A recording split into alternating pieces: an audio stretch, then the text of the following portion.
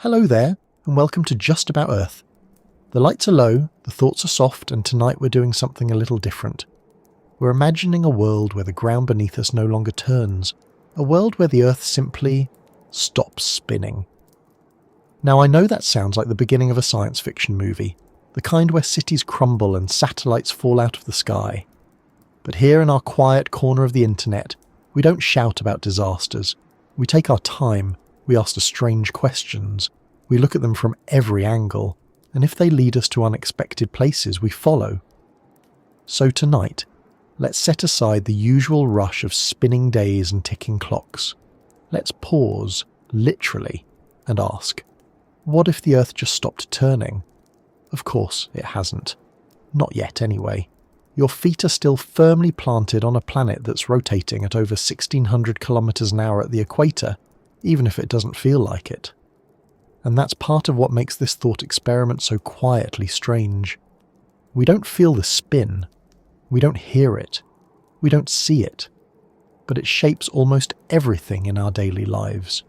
From the way wind moves across the ocean to how long the sun stays in the sky. It decides the rhythm of light and darkness, the timing of our meals, even the habits of our pets, who somehow know when it's time for dinner even before the fridge door opens. But what if, for some unknown reason, it all came to a halt? Maybe it's sudden. Maybe something immense and mysterious applies a force and slows the Earth to a stop. Or maybe it happens gradually, over years or centuries, so slowly that it's almost imperceptible at first. The truth is, physics doesn't really allow for either without some serious consequences, but tonight isn't about what's likely. It's about what would follow if the unlikely somehow became real. We'll start with the basics. Right now, as you listen, the planet is rotating from west to east. That's why the sun appears to rise in the east and set in the west. That rotation gives us day and night, the gentle alternation of light and darkness that humans have lived with for as long as we've had eyes to see it. If the Earth stopped spinning, that cycle would change dramatically. Instead of 24 hours of spinning every day, one full rotation would now take a year. The sun would rise slowly, inching across the sky over the course of months. One side of the planet would bake under constant daylight, while the other would be left in an extended freezing night. Temperatures would swing wildly. Crops wouldn't grow the same way. Animals would struggle to adapt. And humans, well, we'd have to rethink almost everything. But we'll get to that. There's a lot to explore before we worry about sunrises and seasons, because the moment the Earth stops spinning, a lot of things happen very, very quickly. First, there's inertia. It's a simple concept, but a powerful one. When something is in motion, it wants to stay in motion unless something forces it to stop. You've felt it in a car that suddenly brakes. Your body keeps moving forward just for a moment. Now imagine that feeling, but for everything on Earth. As the planet spins, so does everything on it. The ground, the air, the oceans, the buildings, you. If the Earth came to a sudden stop, an immediate, complete halt, that inertia would become catastrophic. The atmosphere wouldn't stop right away. Neither would the oceans, or the objects not bolted down. Cars, trees, even the surface water in lakes and seas, all of it would continue moving at over 1,000 kilometers an hour. The result would be, frankly, devastating. Winds would race across the surface like invisible tsunamis. Anything not fixed to the bedrock would be flung eastward. Entire forests could be levelled. Buildings could collapse from the force of the air alone. Not because of an explosion or earthquake, but because the world simply let go of its spin. The oceans would slosh sideways, pulled by their own momentum, creating walls of water taller than any we've ever seen. Coastlines would vanish. Lowlands would be drowned. It wouldn't be an apocalypse in fire, but in motion, or more accurately, in the sudden loss of motion. Of course, we've said this is a thought experiment. A moment to imagine, not panic. So let's say it didn't happen instantly. Let's say the planet slowed gradually, over years or decades, giving everything a chance to adapt. The air currents would still shift, the oceans would still move, but not as violently. Instead of one enormous disaster, we'd face a slow unravelling. One system at a time, failing to cope with the new conditions. You might not notice it at first. Maybe the days start getting longer. Not noticeably, just by a few seconds. Then a few minutes, then half an hour. Your morning alarm still goes off. Your coffee still tastes the same, but the sunrise is later and later each week. Before long, the difference becomes hard to ignore. Suddenly it's daylight for most of what used to be the night. And then, it's light all day and all night for weeks, then months. Meanwhile, on the other side of the world, the sun hasn't come up in ages. Entire cities are locked in a deepening twilight, then complete darkness. Temperatures plummet, plants struggle, electricity demand skyrockets just to keep people warm, and eventually no amount of insulation or artificial lighting makes up for the loss of the sun. If you're on the daytime side, it's not much better. The sun climbs higher each week and the air grows hotter, drier. Water evaporates from reservoirs. Crops wilt. People seek shelter underground or inside reflective structures, anything to escape the glare. If you've ever touched a car dashboard in summer, imagine that sensation stretching on for months. Not just heat, but a kind of oppressive, inescapable presence. Sunlight without pause. But it wouldn't just be sunlight causing trouble. The lack of rotation would mean changes to how our atmosphere moves. The jet streams, the fast-flowing rivers of air high above the surface, are driven in part by the Earth's spin. Without it, those streams would falter, then collapse. Storms would change in shape and size. Hurricanes, for example, rely on the spinning of the Earth to form their distinctive spirals. Without that rotation, storms might still occur, but their patterns would be wildly different. Less rotation could mean more intense vertical motion, stronger updrafts perhaps, or larger, slower-moving weather systems that sit over regions for weeks instead of days. And then there's the question of the magnetic field. Our spinning, molten iron core helps generate Earth's magnetic shield, the invisible barrier that protects us from cosmic radiation and solar particles. It's what makes compass needles point north and what helps shield our atmosphere from being stripped away by the sun.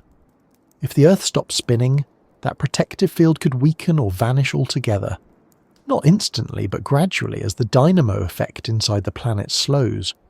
Over time, this could lead to more radiation reaching the surface, especially near the equator. Northern lights might appear in unexpected places, but so might radiation burns and equipment failures. Still, life finds a way. That's what we've learned from centuries of watching nature adjust to changing conditions. Perhaps some species would thrive in the new patterns. Maybe desert plants would flourish on the sunward side, while deep-sea organisms move into frozen lakes on the dark side. Animals might migrate in new, stranger ways, seeking light, warmth, or food in directions that once made no sense. Humans, of course, would respond too. It's in our nature. We build, adapt, engineer. Cities might move toward the twilight zones, those narrow bands between scorching day and frozen night, where conditions are just barely livable. Technology would play a role, but so would instinct. We'd learn to farm in artificial environments, to generate power where sunlight is eternal or absent, to filter water from the air, or even create communities that travel with the slow-moving line between night and day. Some would stay put, of course. People always do. Even when the skies stay dark and the power goes out and the cold creeps in. And others would chase the sun, living in caravans or ships, always moving westward with the light. It might sound lonely, but perhaps there would be a kind of peace in it. The quiet resilience of people who choose to live on a planet that no longer turns, but who refuse to give up on its possibilities. We haven't even touched on how calendars would change, or how timekeeping would need to be redefined. Because if the Earth no longer spins, what is a day? How do we divide time when the sun no longer rises and sets on a schedule we understand? Maybe we'd go back to something older, measuring time by seasons or by biological rhythms. Maybe we'd invent entirely new systems, digital calendars tied to artificial cycles, glowing softly on screens that don't care where the sun is in the sky. But that's for another part of this journey. For now, let's just linger in this first strange moment, the moment the world stops turning and everything starts to change. If you've ever fallen asleep to the sound of a ceiling fan or the gentle hum of a train in motion, you might already understand, at least a little, the comfort of something quietly spinning. The Earth's rotation is invisible to us, but it's part of that background rhythm we all live with. It's there in the rising light through your window. It's there when shadows shift over the hours, and while you can't hear it or feel it directly, your body has always known it was there. Even if we rarely think about it, that rotation plays a central role in how our days unfold. It gives us a 24-hour cycle. It divides time into measurable chunks that our biology has synchronized with over countless generations. Our sleep, hunger, attention, even mood. They all ride the rhythm of spinning Earth. Take that away, and the body isn't just confused. It starts looking for something it can't quite name anymore. This isn't just about sunrise and sunset. The turning of the planet gives us a dependable cadence, a sense of when to work and when to rest. Light and darkness help regulate melatonin, the hormone that signals sleep. When it's dark, levels rise. When the sun comes up, they fall. It's a pattern so deeply embedded that even in places without clocks, people still tend to sleep and wake on roughly the same cycle.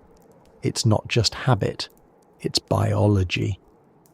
So what happens when the Earth stops turning?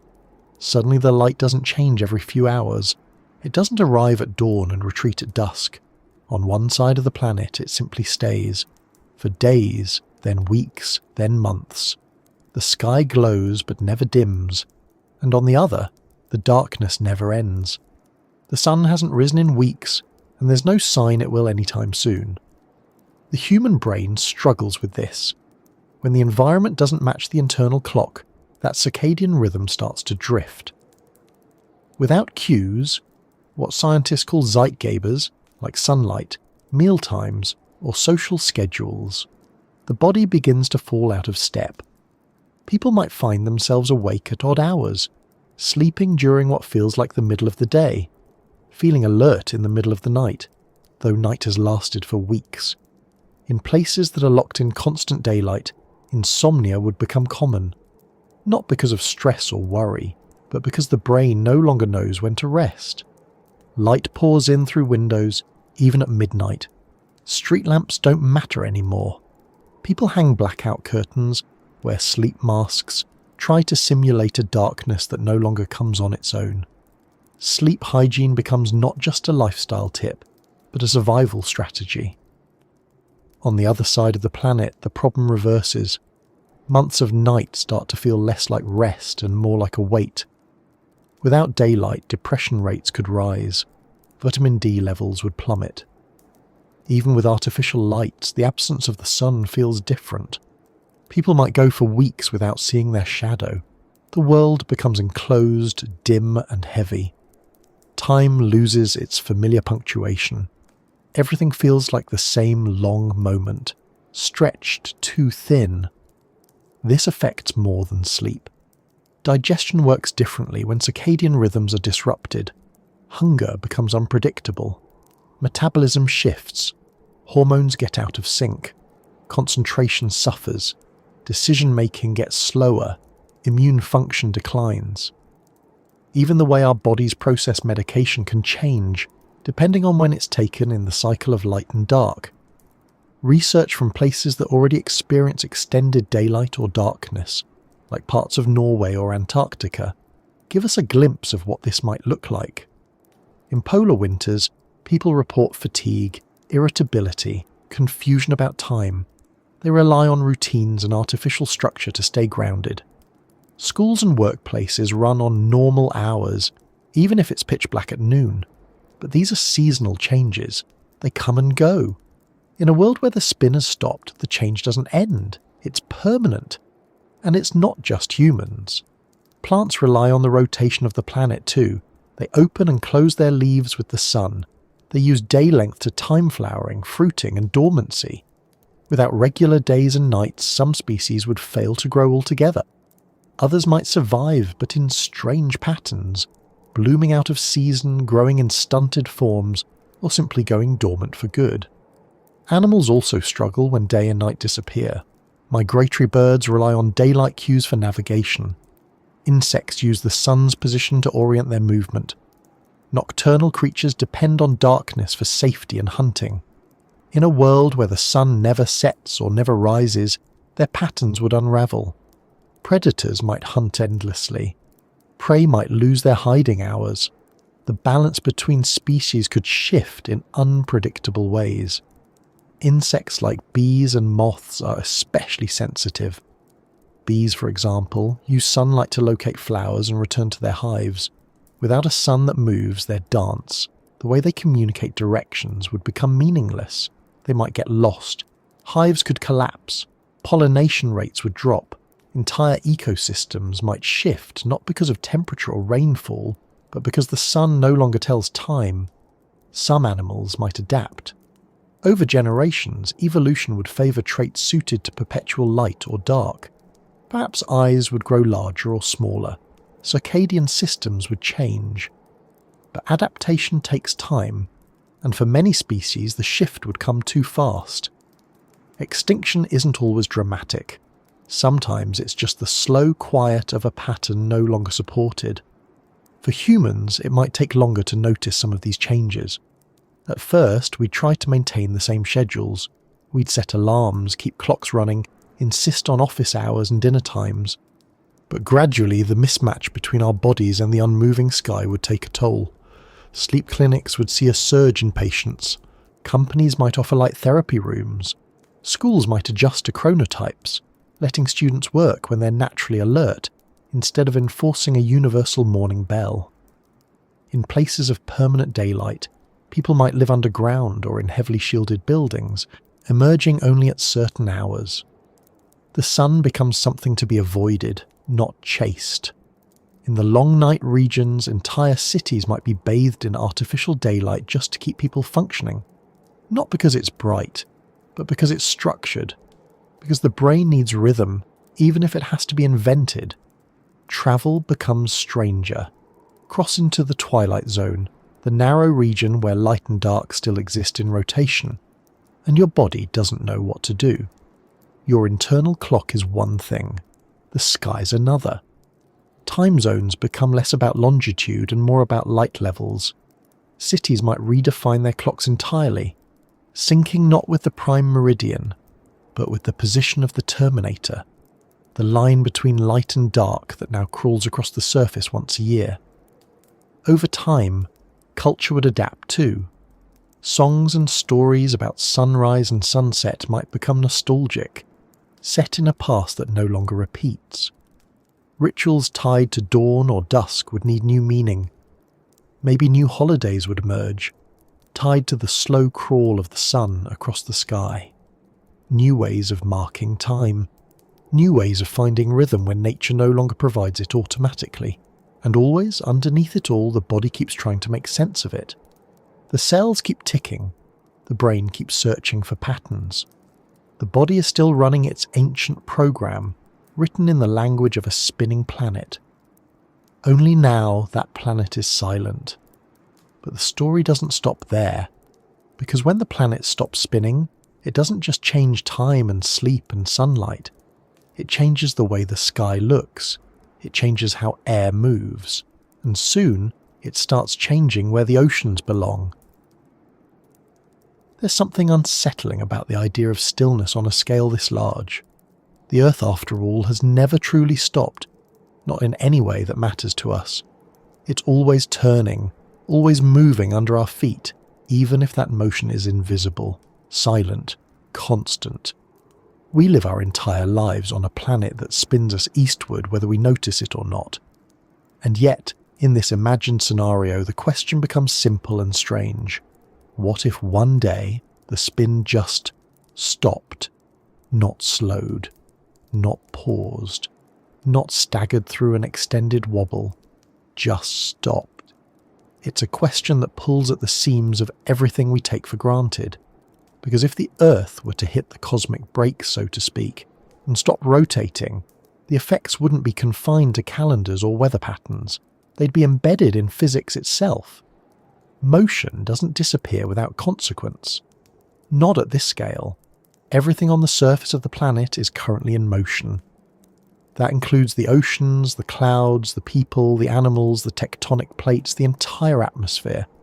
It's all moving with the spin of the Earth. And it's not a gentle movement. At the equator, that spin moves at about 1,670 kilometers per hour.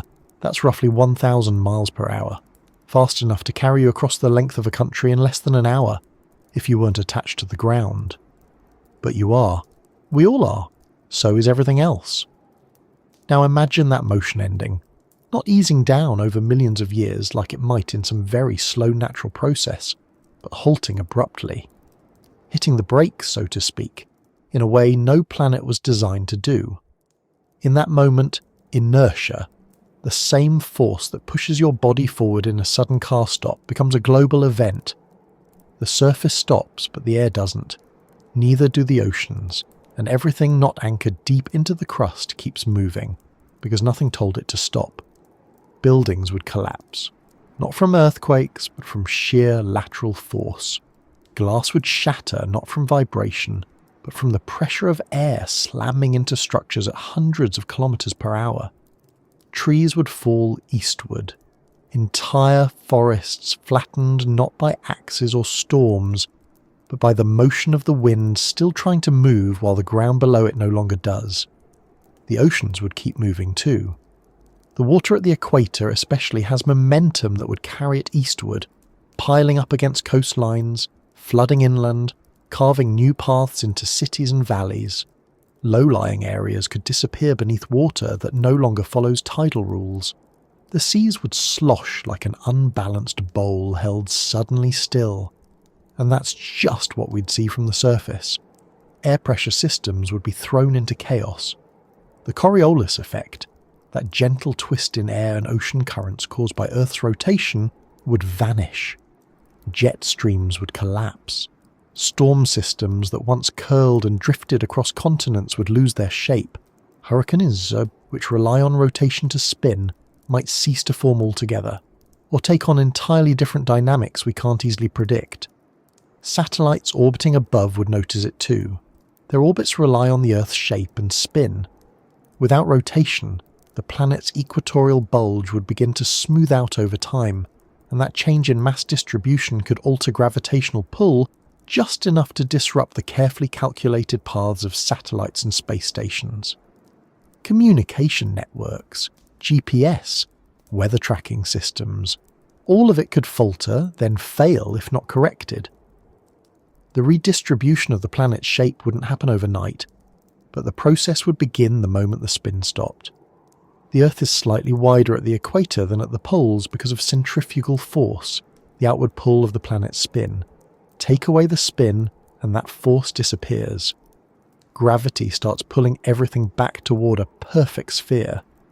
Oceans would migrate toward the poles, drawn by the shifting mass. What we know as equatorial shorelines could drain, exposing vast stretches of seafloor, while polar regions become inundated. Mountains might rise or fall slightly, not from tectonic action, but from the rebalancing of pressure. Continental plates might shift subtly. The distribution of weight on the crust changes, and the Earth creaks and groans in response, trying to find a new equilibrium. Some areas would see increased seismic activity, not just aftershocks, but entirely new stress fractures opening where the crust wasn't prepared for the change. It wouldn't just be environmental. Society is built on assumptions that the ground stays where it is, the oceans stay at sea level, and the air behaves in predictable ways. Transportation networks, agriculture, urban planning, they all depend on the planet's quiet spin.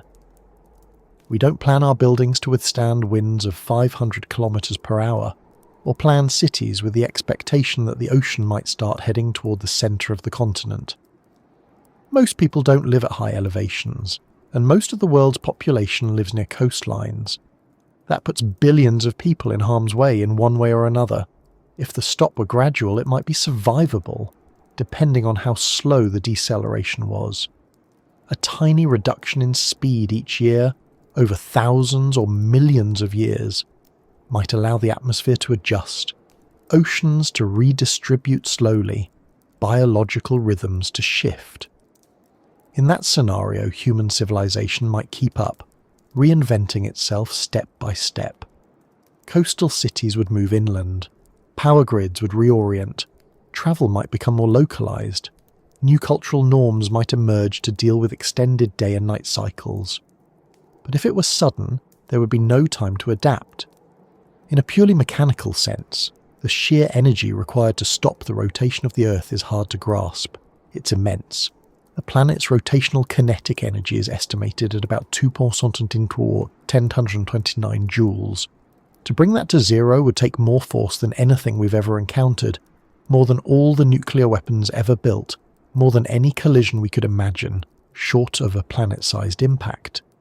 So the only likely ways it could happen, if we suspend disbelief, are either by some unknown cosmic force or advanced manipulation of planetary-scale physics far beyond anything humans have attempted. We're firmly in the territory of fiction now, but still, it's useful to consider, because when we understand what keeps our planet in balance, we understand how fragile that balance really is. Even if the Earth never stops spinning, and it likely won't, at least not for billions of years, the very idea reveals how dependent we are on its motion. We don't need to feel it to be shaped by it. We don't need to hear the hum of the turning Earth to live by its rhythm. We're creatures of a spinning world in ways we rarely stop to consider. And if that world ever stood still, the noise left behind wouldn't come from the sky or the ground, but from everything still moving when it no longer should. The wind, the water, the world, caught off guard by stillness. But movement doesn't always come from speed. Sometimes it comes from light. And if the Earth stopped spinning, light would behave differently too. On most days, the sky is something we look at without thinking. It tells us the time, even when we don't check a clock. It reflects our routines, the way shadows move through a room, the way the colour shifts between morning and evening. These are signals we've learned to read without effort. They're comforting in their regularity. But that comfort, like so many things, depends on the Earth turning beneath our feet. Take away the rotation, and the sky doesn't just change, it forgets how to behave.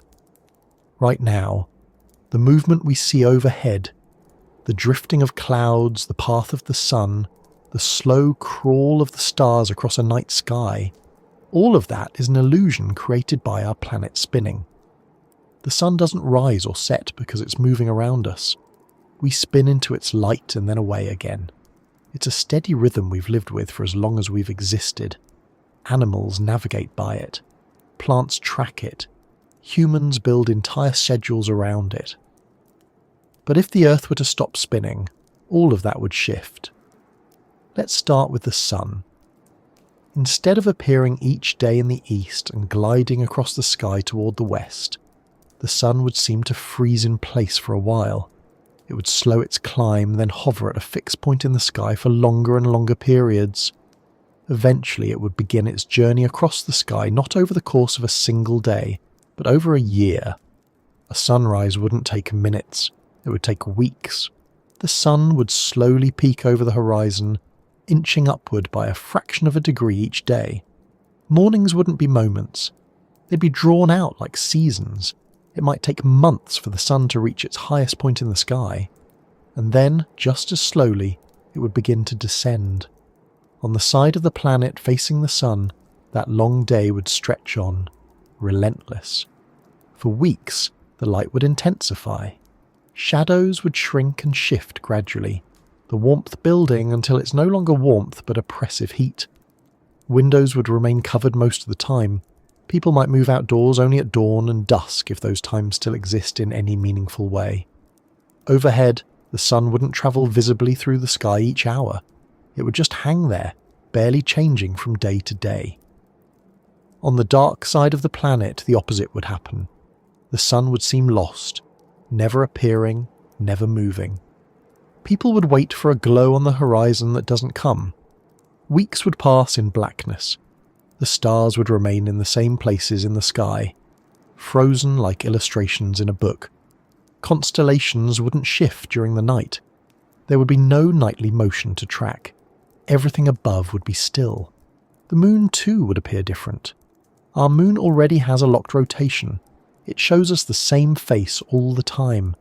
But from our point of view, it moves across the sky, pulled by the spinning of the Earth. Without that spin, its behaviour would become unfamiliar. It would hang in the same place in the sky for long stretches. It would rise and set based only on the slow orbit between it and the sun, not by any daily motion of the planet.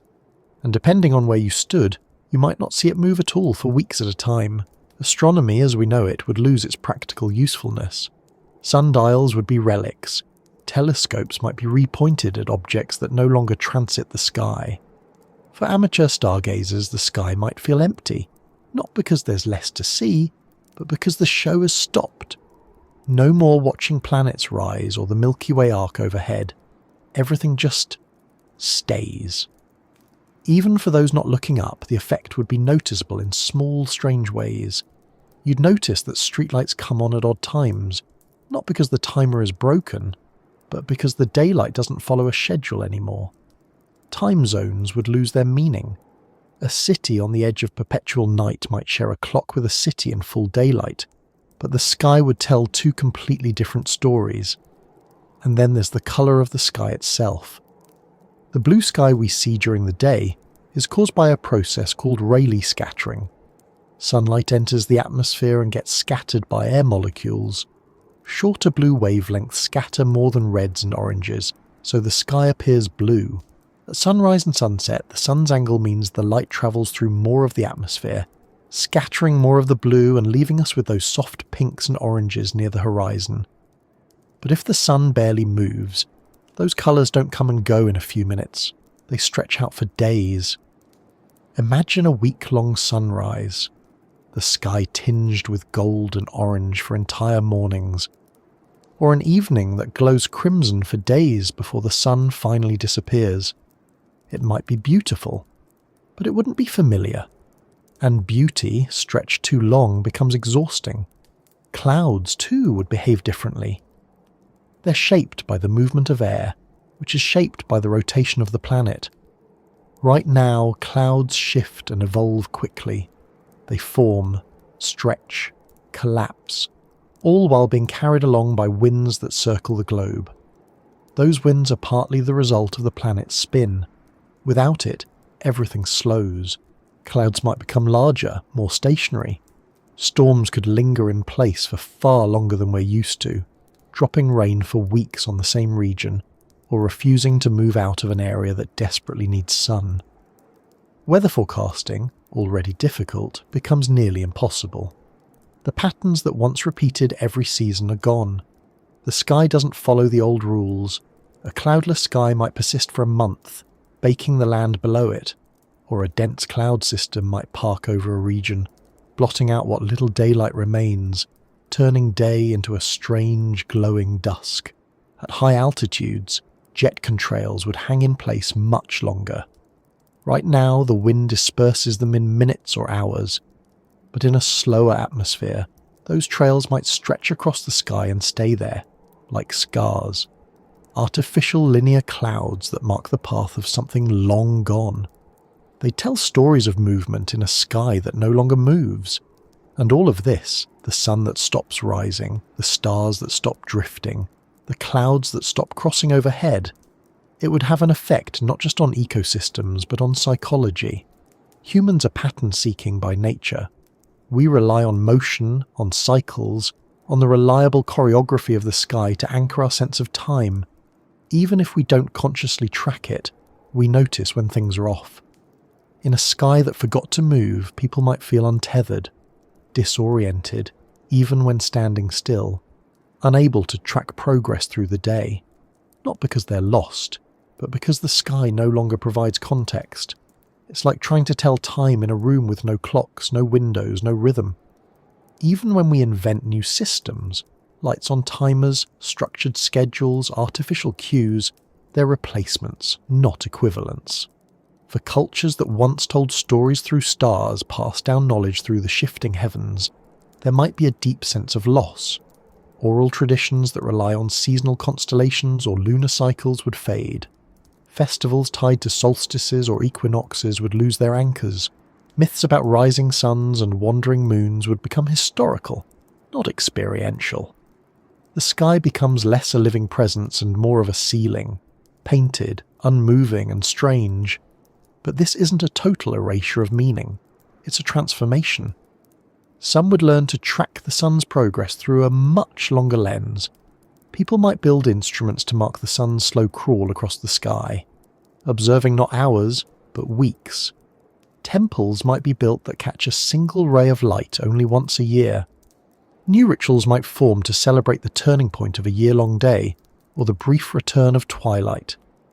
Calendars might stretch and warp to match the sky's new schedule, shaped by patience instead of speed. New meaning doesn't always come easily, but it comes. Even in a sky that has stopped moving, people will find something to watch, something to follow. Even if it takes a year for the sun to cross the sky, someone will be there to mark its passing. And while the sky above us grows quiet, the world below it keeps changing. Because with no spin to stir it, the atmosphere begins to behave differently. Air no longer knows how to travel the way it used to. Winds lose their familiar rhythm, and eventually those gentle breezes turn into something far more extreme. The side of the planet facing the sun doesn't notice the change all at once. The light still pours in, the sky still glows. Mornings still look like mornings at first, but it doesn't take long before something starts to feel off. Maybe it's the angle of the light that lingers too long. Maybe it's the heat that doesn't quite ease off the way it should. Maybe it's the moment someone looks at the clock and then at the horizon and realizes the sun hasn't moved since breakfast. At first, the change feels subtle. The sun doesn't race across the sky like it used to. It drifts slowly like it's unsure of its direction. A few days pass, then a week, and still it hasn't made much progress. The shadows that stretch long in the morning hold their shape until late afternoon. The soft glow of early day just keeps going and going. People start to talk about it, of course. They wonder if it's a fluke, if something's wrong with the atmosphere, if it's some strange seasonal illusion. The scientists already know better. They've been watching the data change for months. The planet has slowed. Not by much at first, but enough. And now, the rotation has come to a halt. On the sunward side of the Earth, that means only one thing.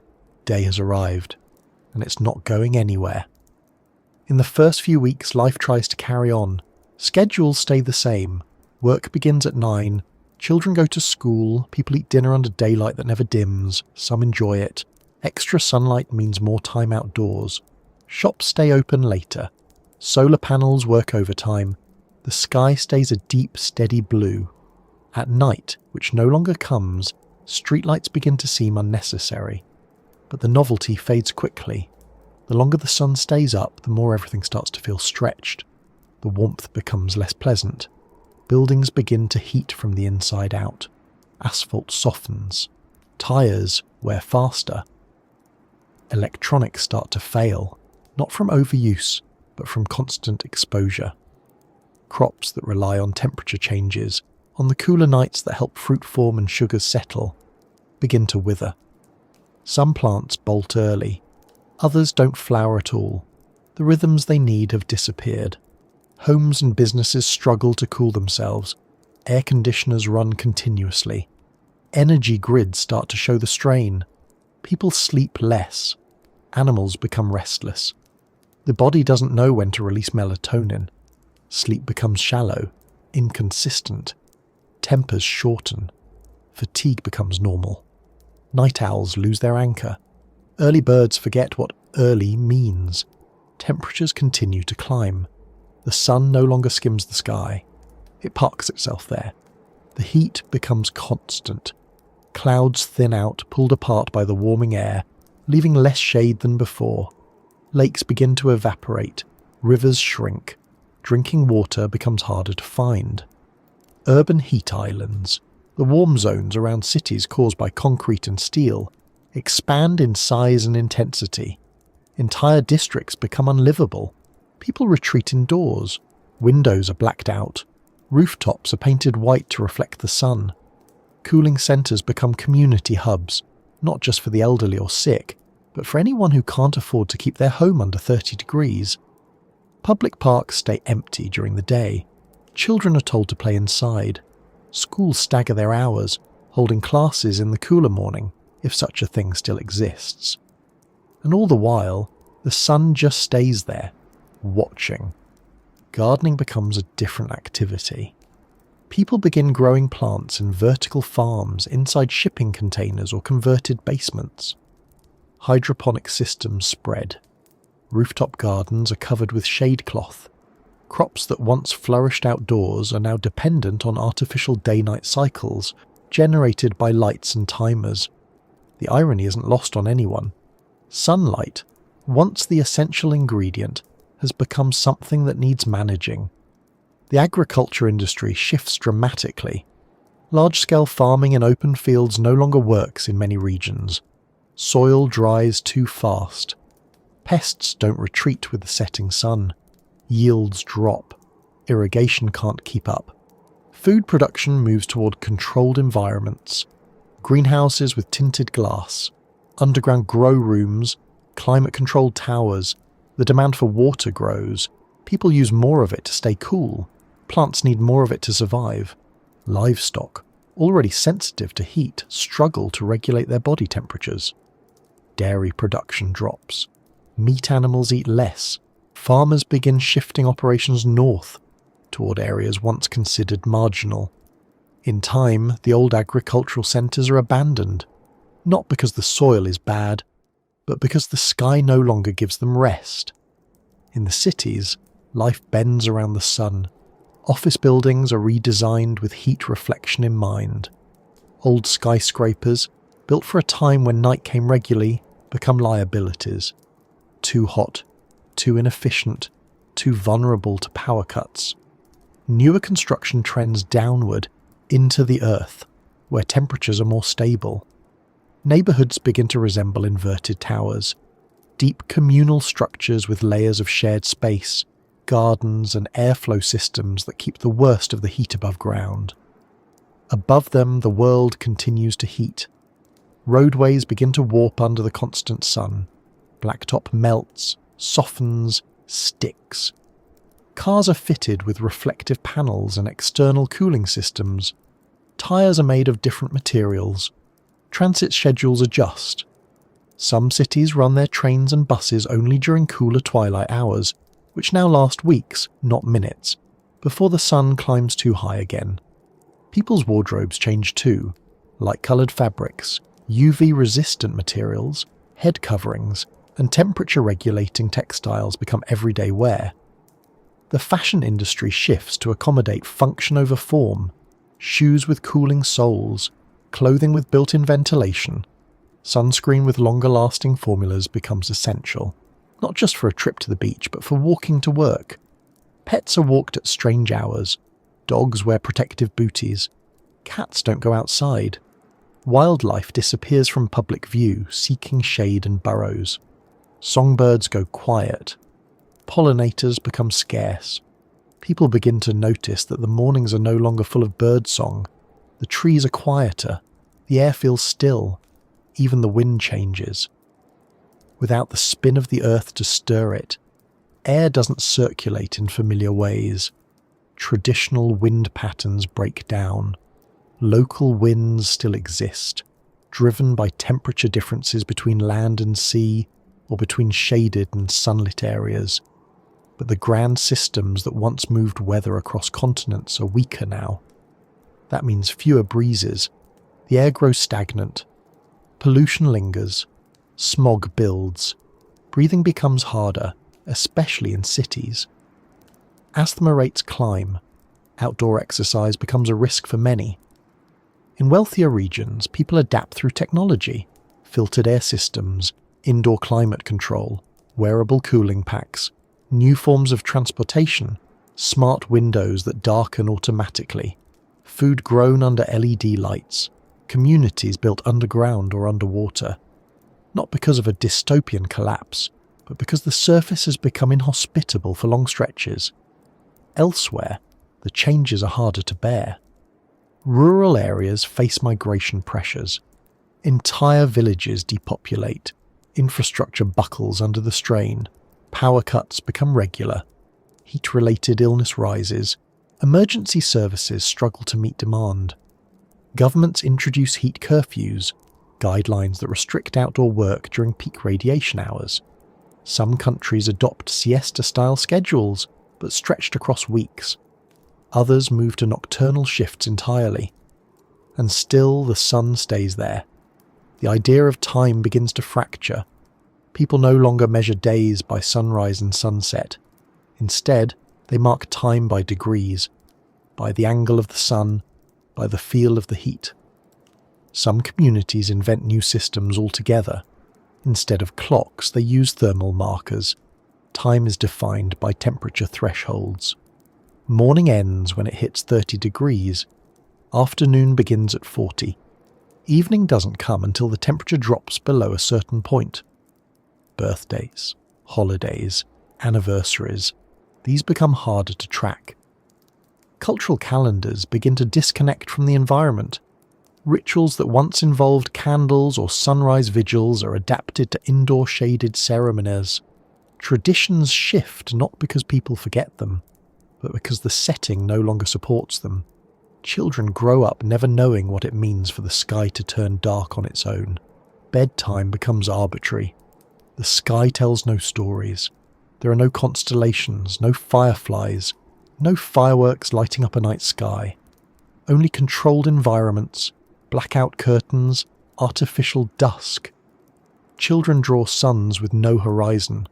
For some, it becomes a symbol of resilience, a reminder that humanity adapts, that we reshape our world to fit what we're given. But for others, it's a quiet grief, a kind of mourning for something most people never thought to miss. In the rare places where the sun is low in the sky, near the edge of the Terminator line, the moving frontier between endless day and endless night, there's still a semblance of rhythm, not fast but noticeable, a hint of change. People flock to those regions. They become valuable, contested. A narrow band where twilight lingers for months, where temperature swings are mild enough to survive, and the light still shifts just enough to mark the passage of time. New cities rise there, slow-moving ones, caravan cities that inch across the surface, following the sun's gentle descent. Infrastructure designed to be mobile, buildings on rails, farms that rotate slowly.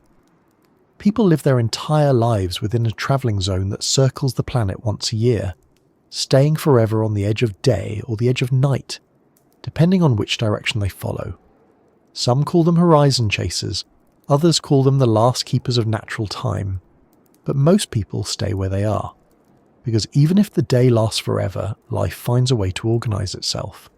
Even if the sun never sets, people still sleep, work, argue, love, and grow old.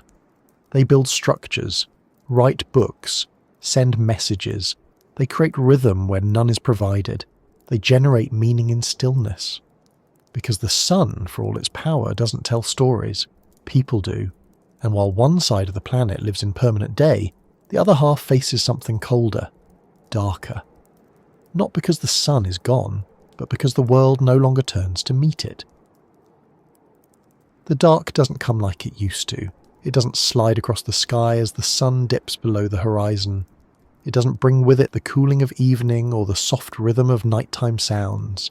It doesn't carry a promise of morning.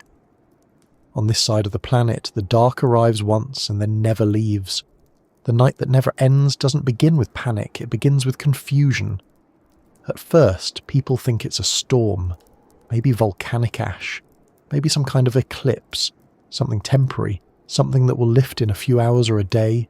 Power stays on, lights stay bright, schedules stay unchanged. But then the second day comes, and it's still dark, and the third, and then a week, and the sun hasn't returned. It doesn't take long for people to realise that something fundamental has shifted. In those early weeks, there's a kind of stubborn optimism.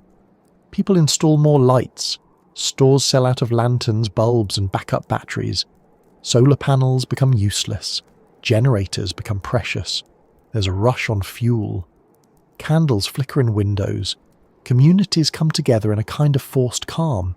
They remind themselves that it's only darkness, nothing's broken, nothing's on fire, the ground isn't shaking. We've dealt with worse. But then the cold starts to settle in. Without the sun, the surface of the planet begins to lose heat. It doesn't happen instantly, and some areas hold on longer than others. Coastal zones, places with deep rock beds that store warmth, cities built over hot infrastructure, but none of it lasts. Within weeks, nighttime temperatures drop below freezing in most regions. Within months, the average dips further. Lakes freeze, rivers slow. Ground that was once soft becomes brittle. Buildings creak. Doors swell in their frames from the frost. Breath turns to vapour inside as well as out. People start to layer up, indoors.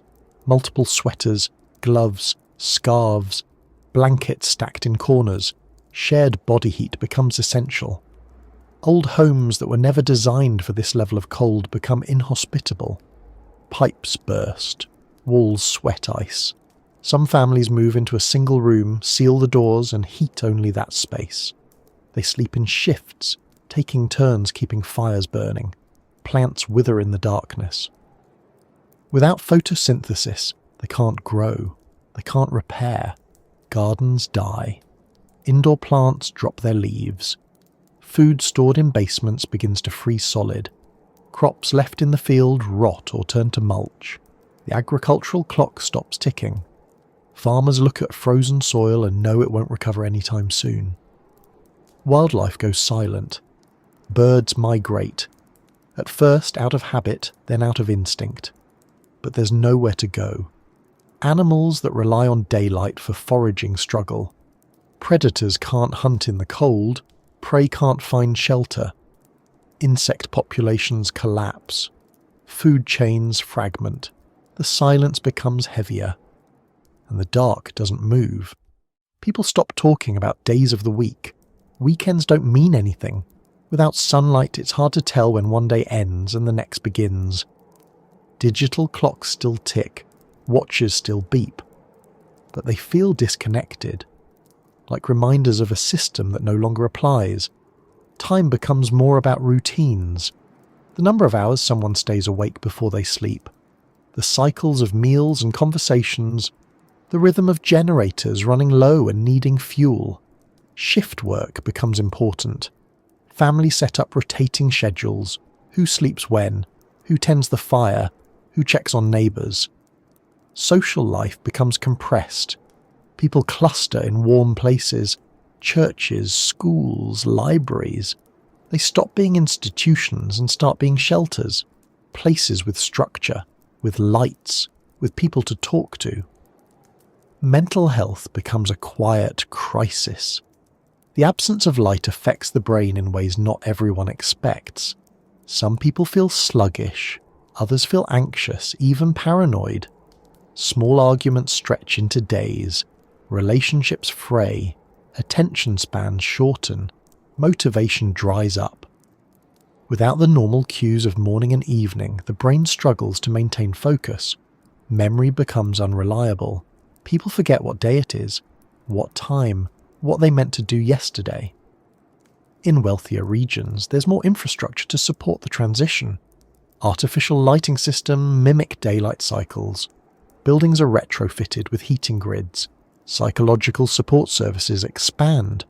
Virtual reality programs become popular, especially ones that simulate outdoor scenes, beaches, forests, sunlight.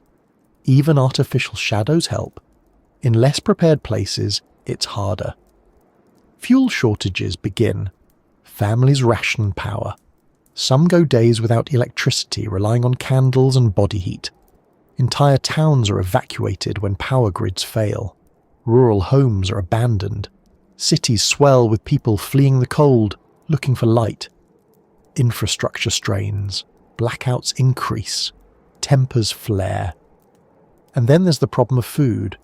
On the night side, agriculture is no longer possible outdoors. Everything shifts indoors. Grow lights, hydroponics, nutrient solutions. But energy is expensive. Food production slows. Imports become difficult. Transportation is slowed by snow, ice, and dark roads. Some regions begin to hoard. Others try to trade with the sunlit side of the planet. But long-distance shipping becomes unreliable. Air routes are unpredictable without jet streams. Shipping lanes freeze over. Governments establish ration programs. Greenhouses are prioritised. Staple crops like potatoes, wheat, and leafy greens are grown under constant LED light. Lab-grown protein becomes more common, not because it's trendy, but because livestock farming in darkness is unsustainable. Chickens won't lay eggs without light. Cows eat more in the cold and produce less. Pigs can't regulate their body heat. It's not just economics, it's biology. Communities that survive do so because they adapt early. Homes are redesigned to trap and reuse heat. Waste heat from computers, kitchens, and machinery is redirected into shared spaces. Cities build geothermal plants, tapping into the Earth's core warmth. Others harness underground reservoirs using water as a thermal buffer. Caves are repurposed. Subway systems become shelters. School continues, but it looks different. Online classes during the daylight hours, which now exist only by artificial means. Children grow up learning about the sun like it's a concept, not a daily experience. Picture books show blue skies and sunsets they've never seen. Their sleep patterns are monitored by software. Their playtime is indoors. Their vitamin D comes in capsules. Some children are born into the night and have never seen the sun. They grow up with a different understanding of space. They don't think in terms of days and nights. They think in warm hours and cold hours. Their stories are full of firelight and deep shadows. They don't fear the dark. It's all they've ever known. Religion shifts too. Some traditions see the darkness as punishment. Others see it as a test. New rituals form around the return of light, simulated sunrises, festivals of heat and brightness. People gather to celebrate mock dawns, moments when lights are dimmed and then slowly raised in sequence, simulating the arc of the sun across the sky. It's not a replacement, but it helps. Artists adapt. Painters work in layered light, using projected colour to mimic the lost gradient of dusk. Musicians compose in minor keys, echoing the slow rhythm of a world without shadows. Literature becomes more internal, focused on memory, on imagination, on the spaces we build in our heads when the world outside no longer changes. The absence of sunlight doesn't just change survival, it changes meaning. It changes what people find beautiful, what they remember, what they long for. Nostalgia becomes sharper. Memories of warmth, of open windows, of sunlit breakfast become treasured and painful. People tell stories not just to entertain, but to preserve. And still, the night goes on. Eventually there's movement on the horizon, not fast, not obvious, but the beginning of a shift. In some places, after months of blackness, a soft grey appears low in the sky, just a line, like smoke. Then, over the course of weeks, it grows. The first light is dim, diffuse, scattered by atmospheric ice. But it's enough to cast shadows. People cry when they see it, not because it's bright, but because it's change. Children who have never seen their shadow chase it. Animals emerge from dens, blinking in confusion. Birds sing out into the half-light. People hold hands and sit in silence, not speaking, just watching. And then the sun returns, not fully, not quickly, but undeniably. And for the other side of the world, the story is reversing. The long day is finally giving way to something cooler, quieter. They too begin to sense the shift. Not all at once, but gradually. And the slow turning of the sky, long forgotten, begins again. Sort of. But as the line between night and day begins to move, another force begins to stir. Not the light, but the wind. Because when warmth returns to a frozen world, it doesn't arrive gently. When you hear the word wind, you might think of something soft, a breeze across your face, the rustle of leaves, the distant rush through a narrow alleyway, maybe a storm at most, a strong gust, a window rattling, branches tapping glass, something you've experienced, something that fits within the range of normal. But wind is just air in motion, and when the engine that guides that motion disappears, what comes next doesn't follow familiar rules.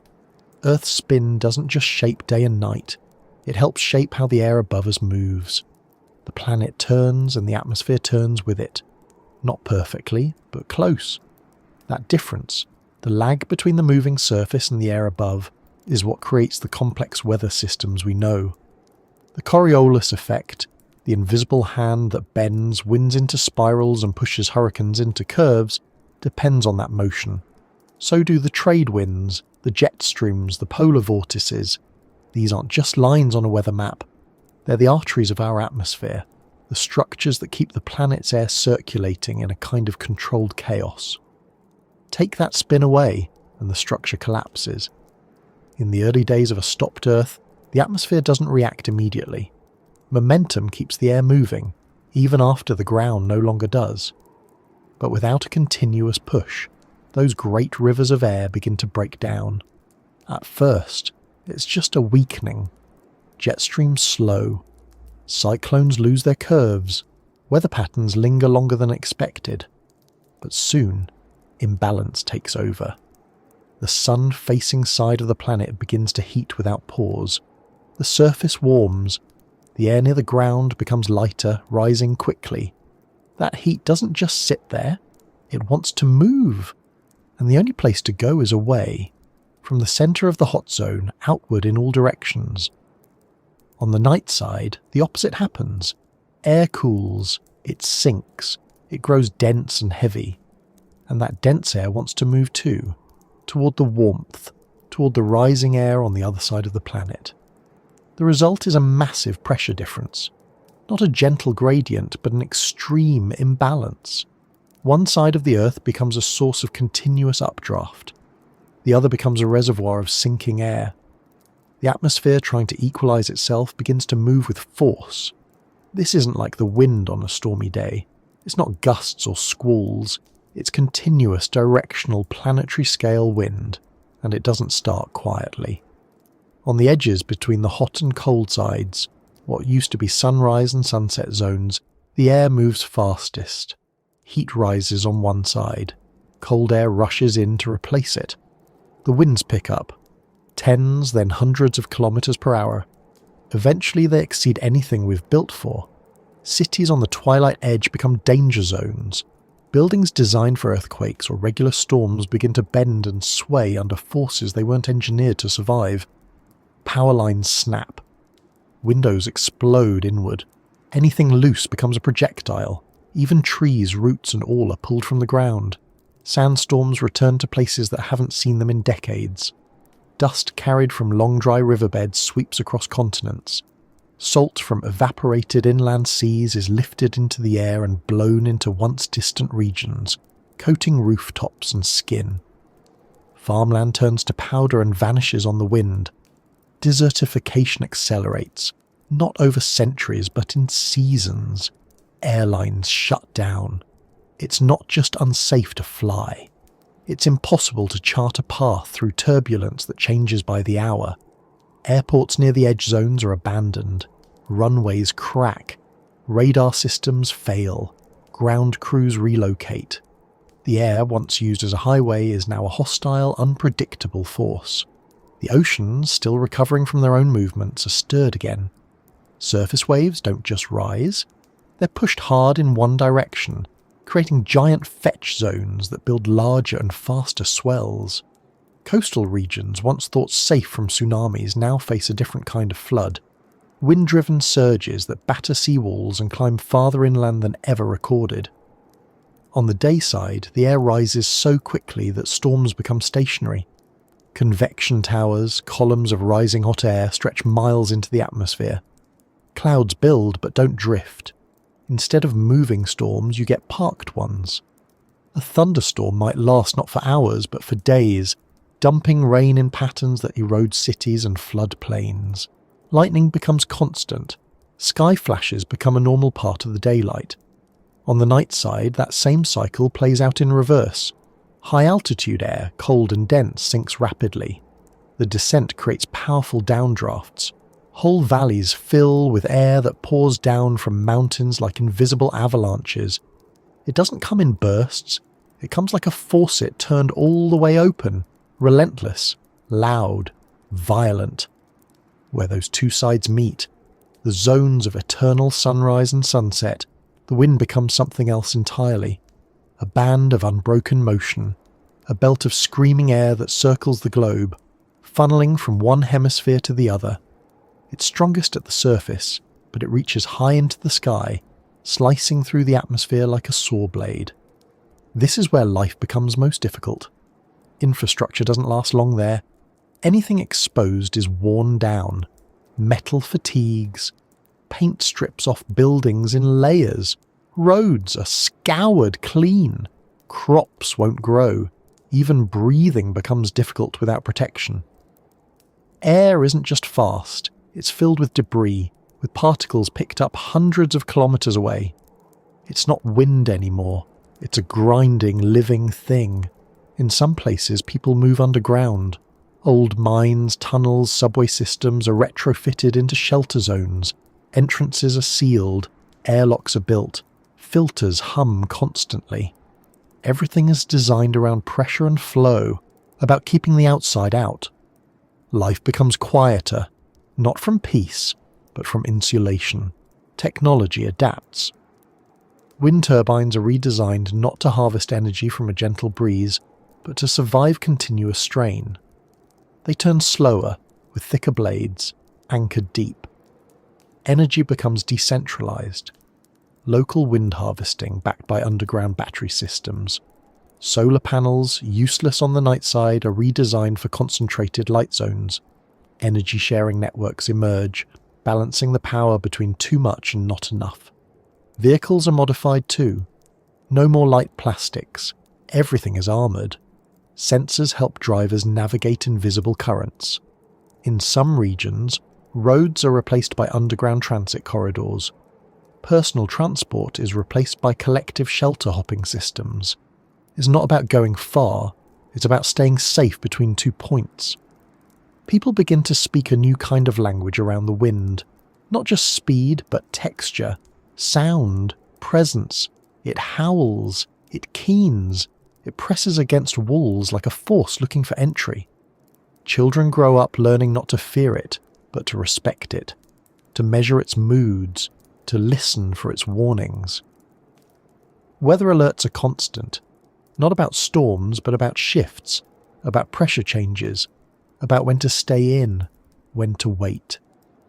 Cultural practices evolve.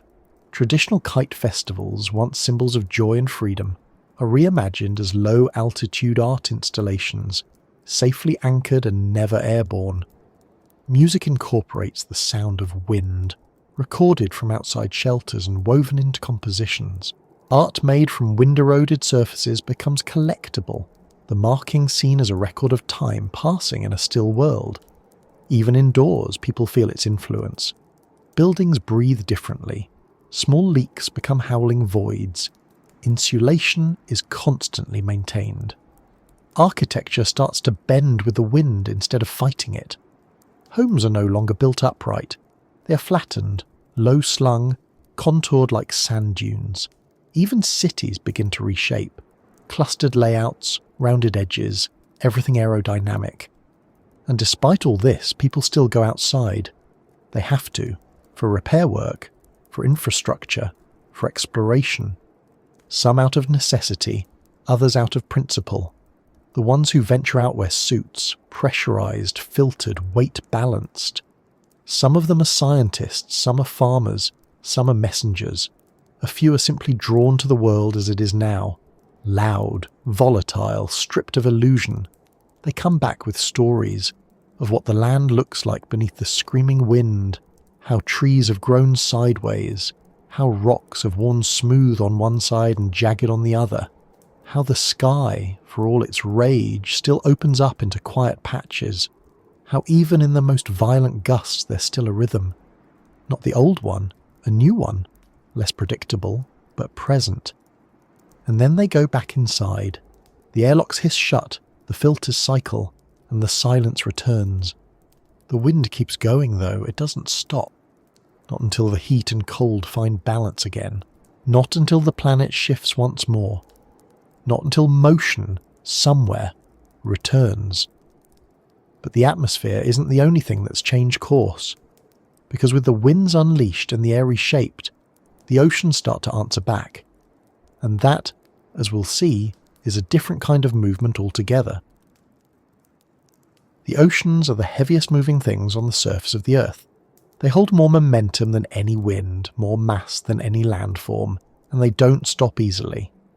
They stretch over 70% of the planet, and when something changes on a planetary scale, like the rotation coming to a halt, the oceans don't just sit there, they move, and once they start, they keep going. On a rotating Earth, water is pulled toward the equator, not by gravity alone, but by the centrifugal force created by the planet's spin. It's subtle, you don't feel it, but it's enough to make the sea bulge outward along the midline of the world by over 8 kilometers. That bulge isn't a wave, it's a quiet, massive redistribution. Water pushed gently toward the middle where it stayed for billions of years. Take away the spin, and that force disappears. Slowly or suddenly, the oceans begin to shift. The bulge begins to flatten, and water starts to run downhill, toward the poles. If it happened fast, the results would be catastrophic. Sea levels would drop at the equator and surge at the higher latitudes.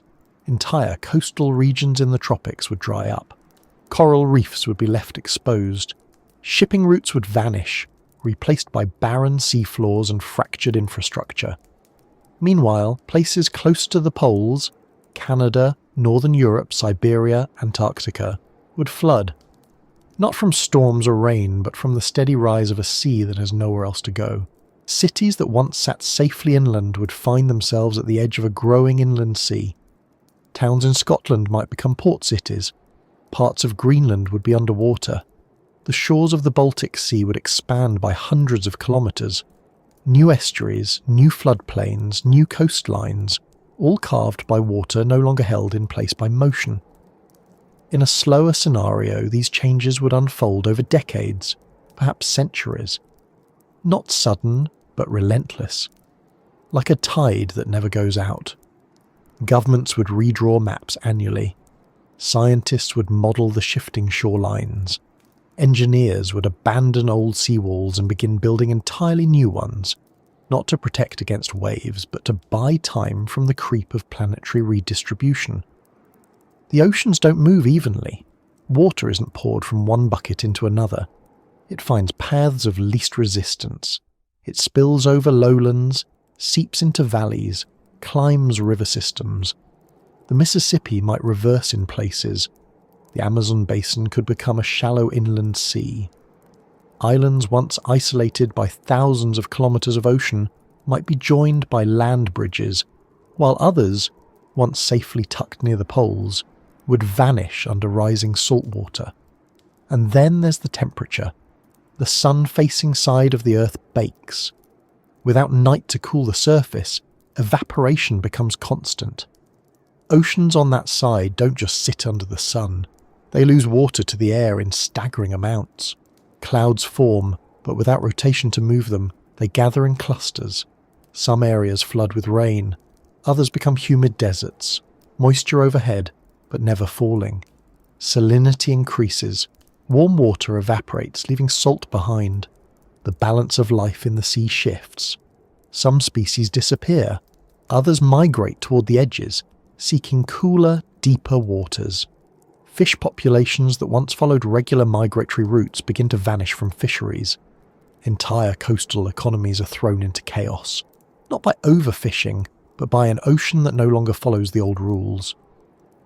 On the dark side of the planet, the opposite happens. The oceans begin to freeze. At first, it's just the surface. A crust of ice forms over calm bays and shallow seas.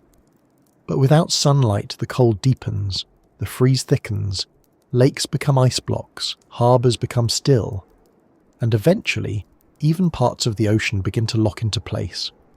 The process isn't as fast as it is on land. Salt water freezes more slowly, but given time and darkness, even the great open seas yield. Shipping ceases in those regions. Icebreakers can't keep up. Buoys vanish under frost. Docks are torn apart by expanding ice. Underwater pipelines are stressed and cracked. Ports that once bustled with trade become stranded outposts. In some places, people carve tunnels through the ice to access submerged infrastructure. In others, they simply leave. Beneath the ice, the story is more complex. Water continues to move, but slowly. Ocean currents, the great conveyors that circulate heat and nutrients around the globe, begin to fail. They're partly driven by wind, but also by differences in temperature and salinity. When the surface freezes and when evaporation patterns shift, those differences fade. The circulation slows. In time, some currents stall, others reroute. The Atlantic meridional overturning circulation, a key component of Earth's climate system, weakens. Warm water no longer travels north as effectively. Europe, which relies on ocean heat to moderate its winters, begins to experience deeper cold on the night side. Tropical waters stagnate. Oxygen levels drop. Marine life suffers. The deep ocean becomes less active, less hospitable, less alive. Coastal upwelling zones, regions where cold, nutrient-rich water rises to feed ecosystems, disappear in some places. Fisheries collapse. Species that depended on predictable currents lose their breeding grounds. Jellyfish proliferate. Algae blooms spread. The balance shifts from complexity to simplicity, from abundance to survival. Coral reefs, already stressed by warming, die rapidly, not just from heat, but from instability. pH levels change. Water chemistry becomes less stable. Bleaching events increase, then become permanent. The reefs crumble. Fish that once nested in their structures vanish. Island nations lose their natural breakwaters. Waves strike with more force. Erosion accelerates. On the twilight edge, the border between the perpetual day and the endless night, the ocean's surface is in constant motion. Here, the winds scream and the water rises to meet them. Waves stack on waves, colliding from different directions, unrestrained by global circulation. Rogue waves become common. Not rare anomalies, but regular features. Walls of water rising from an already volatile sea. In these zones, seafaring becomes nearly impossible. Buoys are shredded. Sonar becomes unreliable. Autonomous drones are sent instead, equipped to handle weeks of turbulence. They gather data, scan the seafloor, transmit warnings. They're not always successful. Many are lost. Still, people try. The ocean, even now, remains too important to ignore. Inland, people track the changes with quiet urgency. New flood zones are mapped. New maritime boundaries are negotiated. Disputes rise over fishing rights, even as the fish vanish. Desalination plants are built farther inland. Water is piped from polar melt zones to equatorial cities, a reversal of old assumptions. Some cities are rebuilt as amphibious habitats, floating neighbourhoods, stilt homes anchored in place, modular pontoons that rise and fall with the sea. Others give up on the coast entirely, pulling back to higher ground, leaving behind drowned infrastructure and salt-cured skeletons of old industry. Salt intrusion becomes a problem far inland. Aquifers near the coast are poisoned by the advancing sea. Wells turn brackish. Crops wither from the roots up. Freshwater becomes a geopolitical issue, not just a resource, but a currency. Countries trade in river access. Water-sharing agreements become global priorities. The psychological shift is hard to measure. People still gather at the water's edge, they still watch waves, they still listen to the tide, though it behaves differently now. Beaches still exist, but they change shape more often. Some people visit them to remember what was, others avoid them entirely. Too many memories tied to what the ocean used to mean. Children grow up learning different ocean stories, not about sailors and sea monsters, but about currents that stopped moving, fish that disappeared, coastlines that changed shape overnight. They still draw waves, they still imagine islands, but the stories have a colder edge. Some find new wonder in it, in the deep, in what still thrives beneath the ice, in bioluminescent creatures never seen before, in vents that continue to steam at the bottom of a frozen sea, in the idea that life, even here, finds a way forward. Science shifts its focus. More funding goes into deep-sea exploration, cryoecology, polar marine biology. Submarines become more common than ships. Deep-sea stations replace surface vessels. New life forms are discovered. Extremophiles that seem to ignore the chaos above. Bacteria that metabolize heat in silence. Creatures that drift, unchanged, through currents that barely move. The oceans haven't died, but they've changed. Their surface is louder, their depths quieter, their borders redrawn. And as water finds its new balance, so too does the land. Because the redistribution of oceans shifts the weight of the planet itself, and what lies beneath starts to answer back. Gravity is one of those things you don't think about until it stops doing what you expect. We live with it constantly. We feel its pull with every step, every fall, every item dropped from a counter. It shapes our bones. It defines the limits of our bodies. It holds the oceans in place, keeps the atmosphere wrapped around the planet, keeps your tea from drifting off into space. But even gravity, so steady, so quiet, is not immune to change. When the Earth was spinning, centrifugal force did a small but important job. It pushed everything outward just a little. At the equator, that force worked against gravity, ever so slightly reducing its strength. You wouldn't notice it unless you measured carefully, but technically, you weighed a little less there than you would at the poles. Not because gravity itself changed, but because the outward motion of the spinning Earth gently counteracted it. When the Earth stops spinning, that counterforce disappears. Gravity, no longer having to compete with the centrifugal push, tightens its grip. Not dramatically, but enough to notice.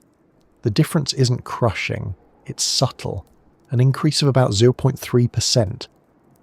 A person who weighs 70 kilograms would now weigh about 70.2. Not enough to knock you over, but just enough to feel it in your joints after a long day. Stairs might seem steeper. Lifting boxes a little more tiring. Sports records would quietly stop being broken. Running would feel heavier.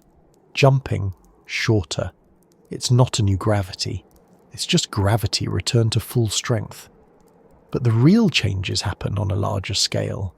The shape of the Earth isn't perfectly round. It's an oblate spheroid, wider at the equator than from pole to pole. That bulge exists because of the spin. Centrifugal force has pushed mass outward along the middle for billions of years.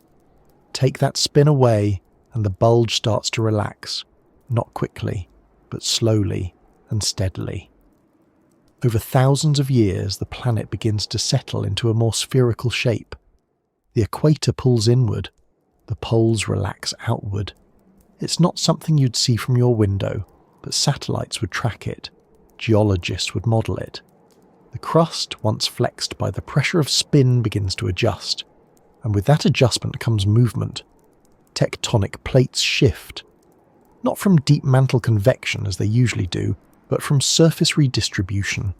The ocean, now pressing toward the poles, adds weight in places that were once light. Land, now free of the ocean's weight at the equator, begins to rise, not in leaps but in slow, creeping millimeters. Whole regions tilt, coastlines adjust, mountains gain new stress, Valleys deepen or compress. Ancient faults that were dormant might wake under new pressure. Earthquakes become more common, not because the planet is angry, but because it's trying to settle into a new balance. Old faults shift, new ones form, seismic zones expand. Places once thought stable experience tremors. Construction codes are rewritten. High-rises are re-evaluated. Dams are tested. Tunnels are reinforced. Volcanic activity changes too. Pressure deep within the crust finds new escape paths as the shell of the planet adjusts. Magma chambers once content to sit dormant now swell with new stress. Eruptions occur in regions that haven't seen lava in recorded history. Island chains grow. Ash clouds appear over unfamiliar skylines. All of this tied to weight, where it shifts, where it gathers, where it recedes. And weight doesn't just affect rock, it affects water. Glaciers, those massive frozen rivers, are particularly sensitive to pressure. On the dark side of the planet, where cold persists, new glaciers form, not just at the poles, but anywhere the climate supports long-term freeze. These new glaciers are heavy. Their weight presses down into the crust, displacing land. Nearby valleys flood. River paths change. Watersheds reroute. On the bright side of the planet, glaciers retreat faster than ever. Ice that took centuries to form melts away in decades. And where the ice disappears, the land rebounds, slowly lifting without the burden. This phenomenon, known as isostatic rebound, isn't new, but now it's global and faster. The crust flexes almost imperceptibly, but with consequences that add up. These shifts over time change elevation patterns across the world. Mountain ranges become more jagged in some places, more rounded in others. Erosion accelerates in exposed zones. River deltas, newly unsupported, begin to sink. Lakes form where none existed before. Plateaus gain new lakes. Deserts grow shallower basins. Mapping the Earth becomes a moving target. Cartographers adjust elevation data yearly. GPS systems update constantly. Engineers consider land elevation to be temporary, designing bridges and roads with modular footings that can be raised or shifted as needed. Buildings include levelling systems. Neighbourhoods on the move are no longer science fiction. They're just good planning. Even the core of the Earth responds. The molten outer core, the source of the planet's magnetic field, is influenced, very slightly, by the distribution of mass above it. Changes in that distribution ripple downward. The balance of the core shifts.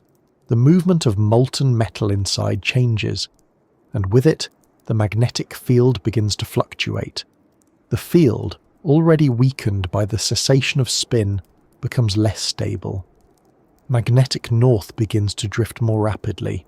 Some regions experience compass reversal. Navigation systems, especially those relying on magnetism, must be recalibrated constantly. Satellites compensate. Aircraft adjust. Some worry about the long-term effect on radiation shielding. The magnetic field protects the planet from solar wind, cosmic rays, and charged particles. As it weakens, more radiation reaches the surface, especially near the equator, where protection was once strongest. Not deadly at first, but enough to affect electronics, to raise long-term cancer risks, to change what safe exposure means. In response, material science adapts.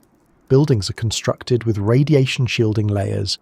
Vehicles include protective coatings. Wearable tech monitors radiation in real time. Space agencies update launch protocols. Solar events, once tracked primarily for astronauts and satellites, are now followed by city planners and health officials. And still, the Earth keeps adjusting. Gravity doesn't stop pulling. The crust doesn't stop shifting. The planet doesn't stop trying to make sense of its new shape. Life goes on, but differently. People start to think of location in new ways, not just by country or climate, but by gravitational profile. Some regions are slightly heavier now, others lighter. Athletes notice it. Health data reflects it. Pregnancy rates change slightly in certain regions. Even cooking changes. Boiling points shift. Baking formulas are tweaked. Brewing coffee becomes an exercise in calibration. Tourism changes. People visit places not for beaches or cities, but for gravitational oddities.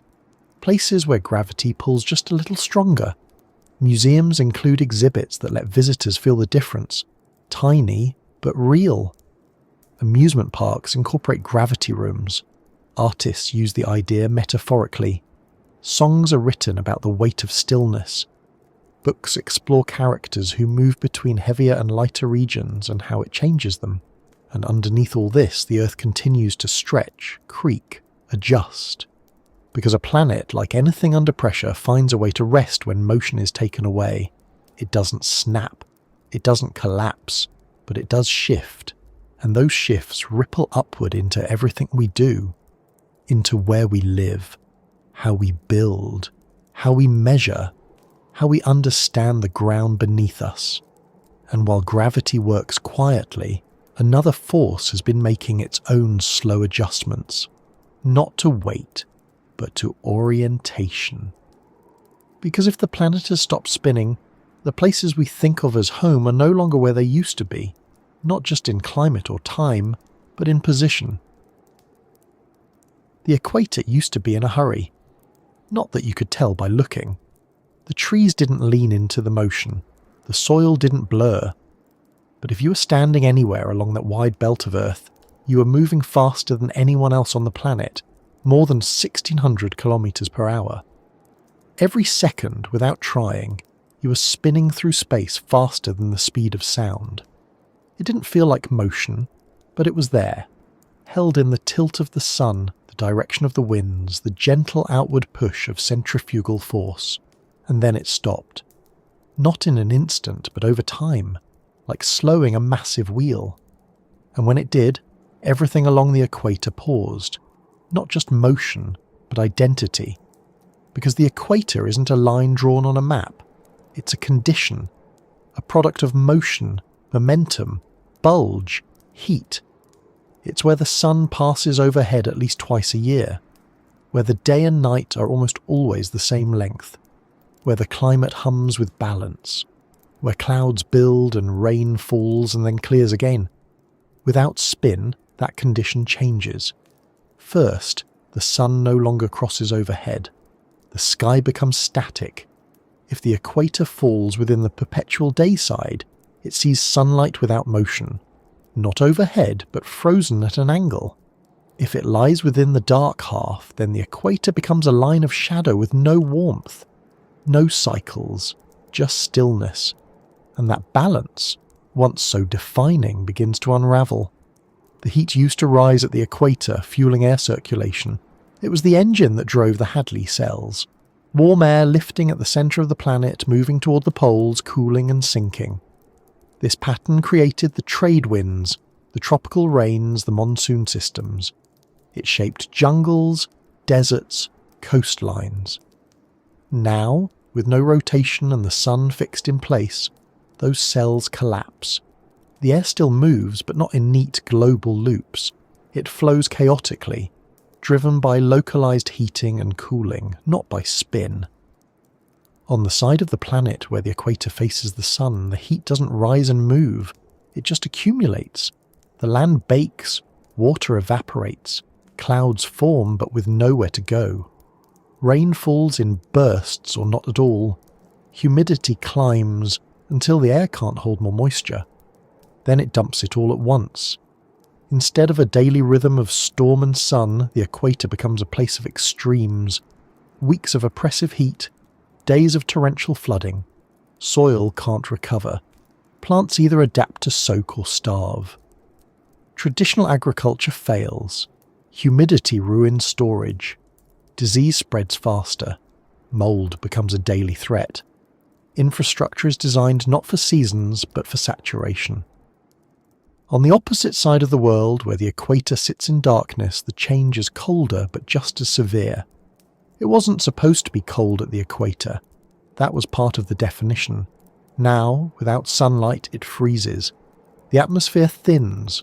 Tropical forests built for endless growth begin to collapse. Trees die standing. Vines dry into wire. Insects disappear. Birds migrate into the night and never return. Rivers slow, then stop. The Amazon becomes a long basin of cold mud, then frost, then silence. The equatorial ocean, once warm and life-rich, begins to cool. The coral dies, the fish leave. Coastal communities built around fishing collapse, not from overuse but from abandonment. The identity of the equator as warm, lush, fertile, gone. And with the end of rotation, something else becomes possible. Land doesn't just sit under its own weight anymore. The planet begins to settle into a new shape. The equator, no longer pushed outward by motion, starts to relax. Over geological time, it flattens. This process is invisible at first, but over decades, it becomes measurable. The sea recedes from equatorial coasts pulled back toward the poles. Old harbours are left stranded. Coral reefs are exposed to the air and bleached dry. New peninsulas form where once there was water. Islands become part of the mainland. Old sea maps are useless. The shape of the continent stretches and contracts like slow breathing. And the land itself lifts, not dramatically, maybe a few millimetres per year, but enough that elevation changes. Lakes become more shallow. Lowland jungles rise into dry plateaus. Animals migrate. Insects vanish. Soil dries and cracks. Plants evolve or perish. Whole biomes move, not by migration, but by displacement. Cities built on the assumption of tropical stability must adapt. Their architecture, their food supply, their water storage, all must be redesigned for either a drying, rising land or a freezing, dark one. Cultural identities rooted in equatorial life shift as well. Many equatorial regions have deep traditions tied to the sun's motion. Solstices, zenith crossings, seasonal rains.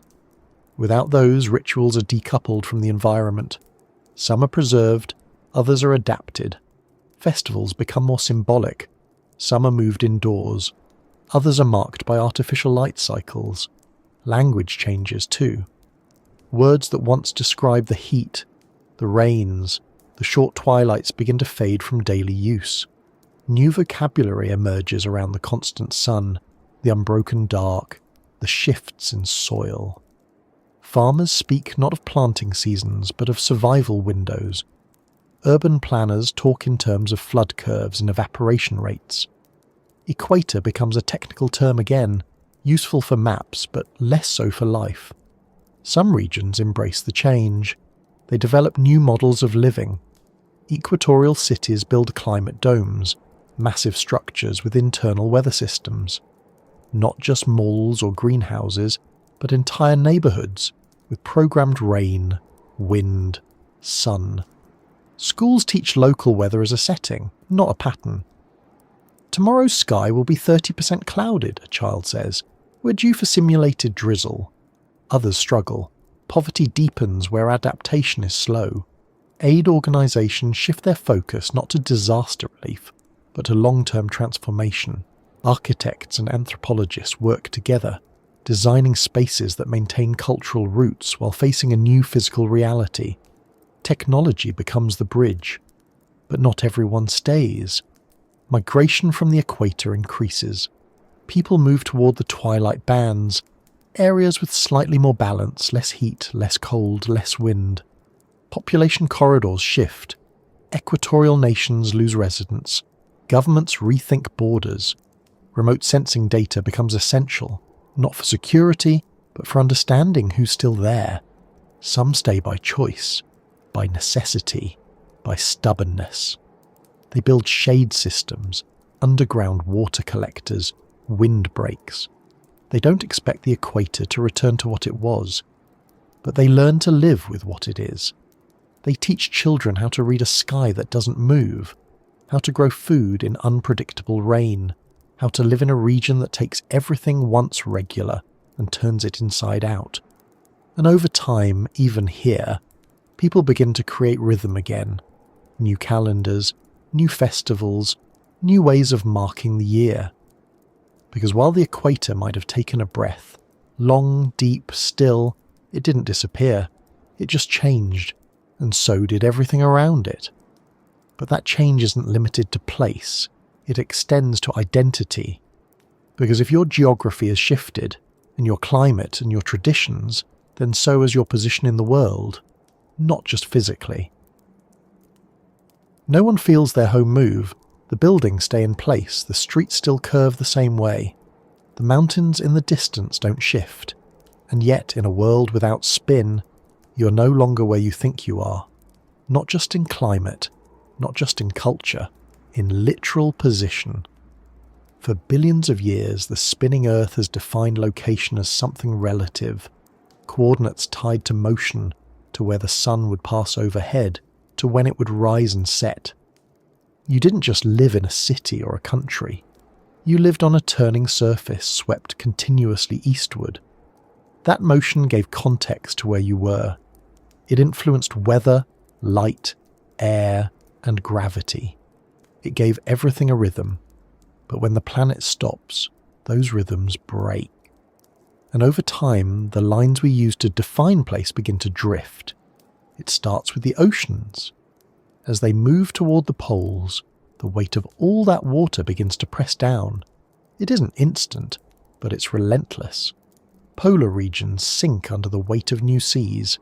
Equatorial regions, relieved of that weight, rise. Coastal cities at mid-latitudes begin to lift from the water's edge. Beaches stretch farther. Old harbours become useless. Rivers run slower downhill because the land they flow across is rising. Even gravity changes slightly, but enough to notice over time. If you live near the equator, your altitude increases. Not by much, but enough that satellite maps need updates. GPS coordinates drift. Correction factors are added to account for a world where vertical and horizontal positions are both changing, slowly, unpredictably. But it's not just elevation that shifts, it's latitude. The equator, as a geographical marker, used to be fixed by rotation, a product of the spin defined by the bulge at the waist of the planet. Now that bulge is shrinking, the shape of the Earth is smoothing out, the crust is moving in response, the surface is subtly rearranging itself from an oblate spheroid to something closer to a sphere. As that happens, your latitude changes, even if your feet never leave the ground. Someone who once lived at 5 Graden north might now live at 3 Graden. Not overnight, but over years. Not measured in steps, but in models, in satellites, in the long, quiet observations of Earth scientists tracking the shifting surface of a planet, realigning under new forces. Cartographers stop updating maps based on political change. They update them based on the motionless redistribution of mass. Countries don't move, but their outlines shift. Rivers flood into new basins, deserts expand, mountain ranges settle, old landmarks disappear beneath rising seas or re-emerge as dried-out basins. Entire cities gain new climates, not just because of temperature, but because of their shifting position relative to the sun's frozen point. A city that once sat squarely in the tropics now sits in a high-pressure belt of dry air. Another once dry and cool becomes part of the perpetual sunlit zone. Weather patterns once familiar are gone, and people feel it. At first it's a background detail, something mentioned on the news, a note in school curriculums, small print on new maps. Then it becomes more obvious.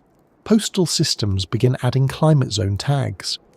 Emergency alert systems are updated with new geographic risk profiles. A town once classified as inland becomes coastal, seasonal. A village once in a temperate region becomes arid elevated. Migration increases. People relocate not just to avoid heat or cold, but because their homes no longer match the environment they were built for.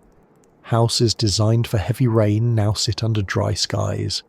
Farms built in highlands are now on flat, dry plains. Roads buckle under new patterns of erosion. Power grids stretch in new directions. real estate changes, not based on neighbourhood or school district, but on solar exposure, on proximity to habitable climate zones, on distance from flooding polar coasts, on elevation trends. People no longer ask, is this area growing? They ask, is this area stable? Some regions capitalise on the shift. They brand themselves as twilight corridor safe zones. Moderate temperatures, light seasonal wind, manageable elevation drift. People move in, businesses follow. Urban planners study old climate models and layer them with new elevation data to forecast future centres of gravity, economic, social, literal. And while the change is slow, it affects something deeper, our sense of identity. People tie who they are to where they're from. But what happens when where you're from no longer exists? When the name on your birth certificate refers to a town now underwater? When your family's farmland, passed down through generations, lies beneath new glacial runoff? When the mountain you grew up next to has cracked and sunk under a shifting fault line? Some adapt. They create new traditions, new place names. They carry forward memory in other ways. But others feel the loss in a more personal way. Not dramatic, not loud, but like something always slightly out of place. Geolocation services try to adapt. Apps that once told you the best route through traffic now alert you to shifts in elevation. Delivery systems reroute based on newly formed hills or valleys. Augmented reality tools overlay old maps onto current topography, letting people walk streets that technically no longer exist. Education changes. Geography lessons no longer begin with latitude and longitude. They begin with mobility, not the movement of people, but the slow motion of the land itself.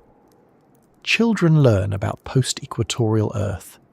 They learn to think in flexible borders, in climates as evolving zones. They're taught that place is no longer a fixed point but a dynamic condition. And there are debates. Cultural, political, even philosophical. If your village has moved north by 3 degrees over 2 generations, is it still the same place? If your country's borders were drawn based on a river that now flows in reverse, should those borders change? If your capital city no longer sits near the centre of the nation, but at its new southern edge, should the capital move? Some argue for redefining everything, a new set of world lines, a new prime meridian, a new zero point for human mapping. Others resist. They hold on to old charts, old models, old names, not because they're more accurate, but because they feel more real, and still the ground keeps shifting. Not in sudden earthquakes or eruptions, but in the slow release of a planet unwinding, of tension leaving the crust, of weight moving from one region to another, and every time it does, your place on the planet inches into a new position, imperceptible on its own, undeniable over time, and beneath that shift is something even stranger. Because with all these adjustments, land rising, oceans draining, maps redrawing, the planet's weather no longer follows any familiar script. And what comes next isn't just a change in scenery, it's a rewriting of the rules that once held the seasons together. The first thing people notice is that the weather stops arriving on schedule. There's no cold front sweeping through on a Tuesday, no reliable build-up to spring storms, no gradual warming through April. The idea of season begins to lose shape, not because temperatures don't change, they do, but because the patterns that once linked those changes to time, place and motion have disappeared. For most of human history, weather was shaped by movement. Air currents bent by the Earth's spin, heat distributed through circulation cells, clouds pushed across continents by jet streams, storms born in one ocean and driven toward another. But without rotation, the great conveyor belts of the atmosphere grind to a halt. The winds still exist, but now they're not travellers, they're residents.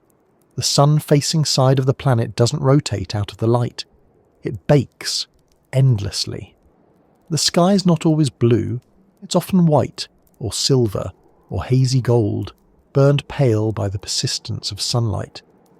Air rises constantly from the ground, hot and heavy with evaporated moisture. Clouds form quickly and then stall. They don't drift. They gather, expand, drop rain in sheets over the same region again and again, or they hold it in for weeks, ballooning into towering structures that finally collapse into violent, slow-moving storms. Some areas experience perpetual deluge. Rivers overflow. Hills turn to mud. Foundations rot. Other places, just kilometres away, stay dry for months. Not deserts in the traditional sense, but places where the rain clouds hang elsewhere indefinitely. People begin to think of weather less like a system and more like a neighbour. Stubborn, present and unmoving. On the night side, everything is different. The cold deepens with each passing month. Snow falls in places that never saw winter before. Then the snow stops falling because the air is too dry. Water freezes into the ground and stays there. Not permafrost. Something colder. Something still. Weather used to be the planet's way of exhaling. Now, with no rotation, it's a breath held indefinitely. Motionless air systems linger over regions for so long that local climates begin to fossilise. Not in stone, but in habit, in expectation. People build around what the weather has become, not what it might become, and then sometimes without warning it shifts. Not because of a jet stream or planetary tilt, but because of sudden pressure differences, uneven heating, or terrain forcing air upward until it spills over like an overflowing pot. These are not weather systems, they're ruptures. A sudden windstorm might erupt after weeks of stillness. A tornado, once a traveller down a predictable corridor, now forms in place, twisting on its axis with nowhere to go. Hail falls for hours over one field and never touches the next.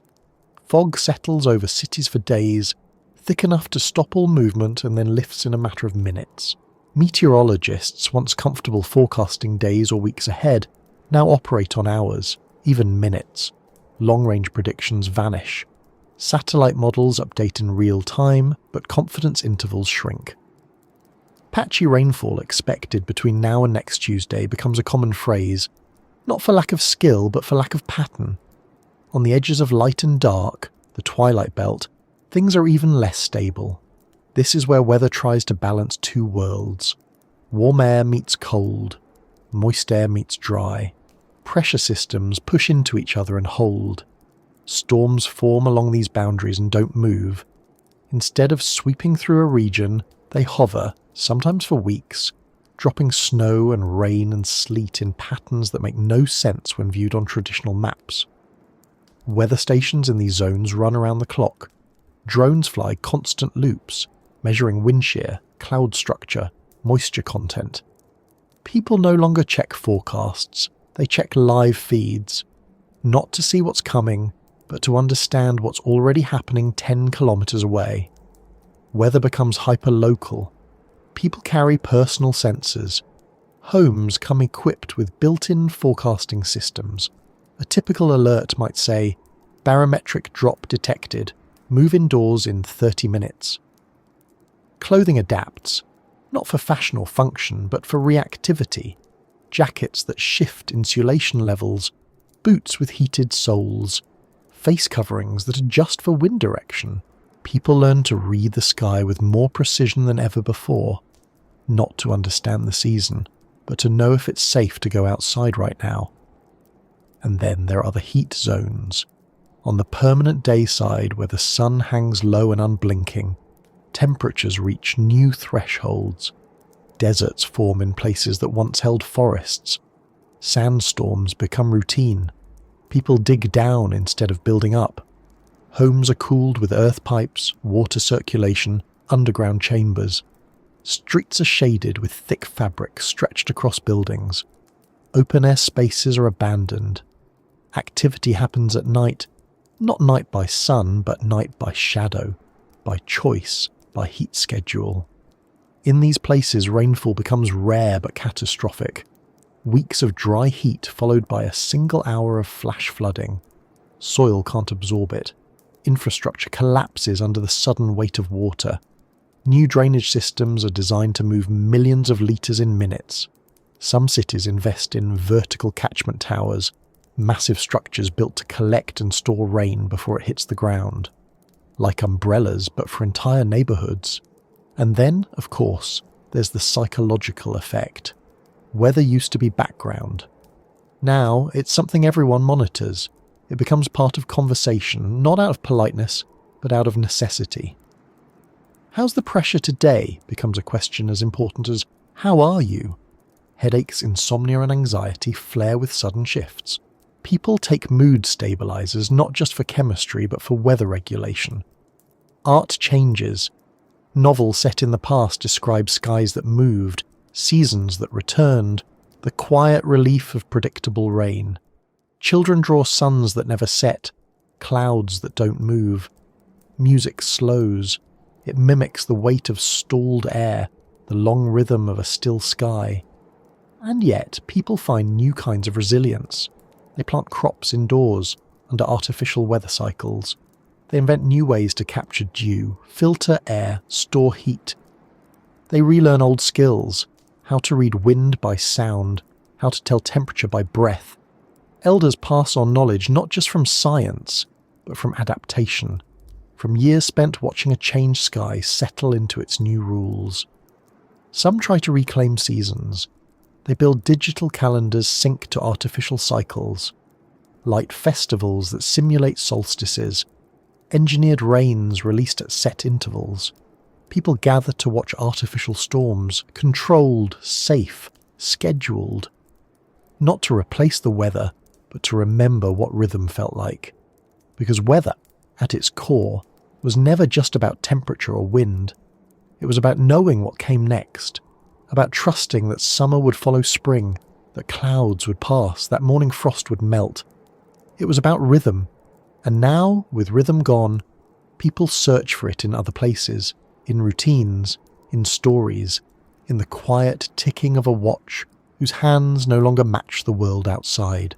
And while the weather above changes beyond recognition, something deeper begins to echo that uncertainty. Because the bodies that depend on cycles, humans, animals, plants, have to adapt or be left behind. For most of history, tides have been quiet storytellers. They rose and fell with regularity, pulled by the moon, nudged by the sun, shaped by geography. They whispered the passage of time in ways clocks could never quite match. The sea came in, the sea went out. It marked fishing hours, moon phases, even moods. People built their lives around that rhythm. Boats launched on the high, nets set out on the low. Cities timed their sewage systems to follow the tide. Temples were built to honour it. But with the earth no longer spinning, the rhythm begins to unravel. It starts simply. A delay, a hesitation.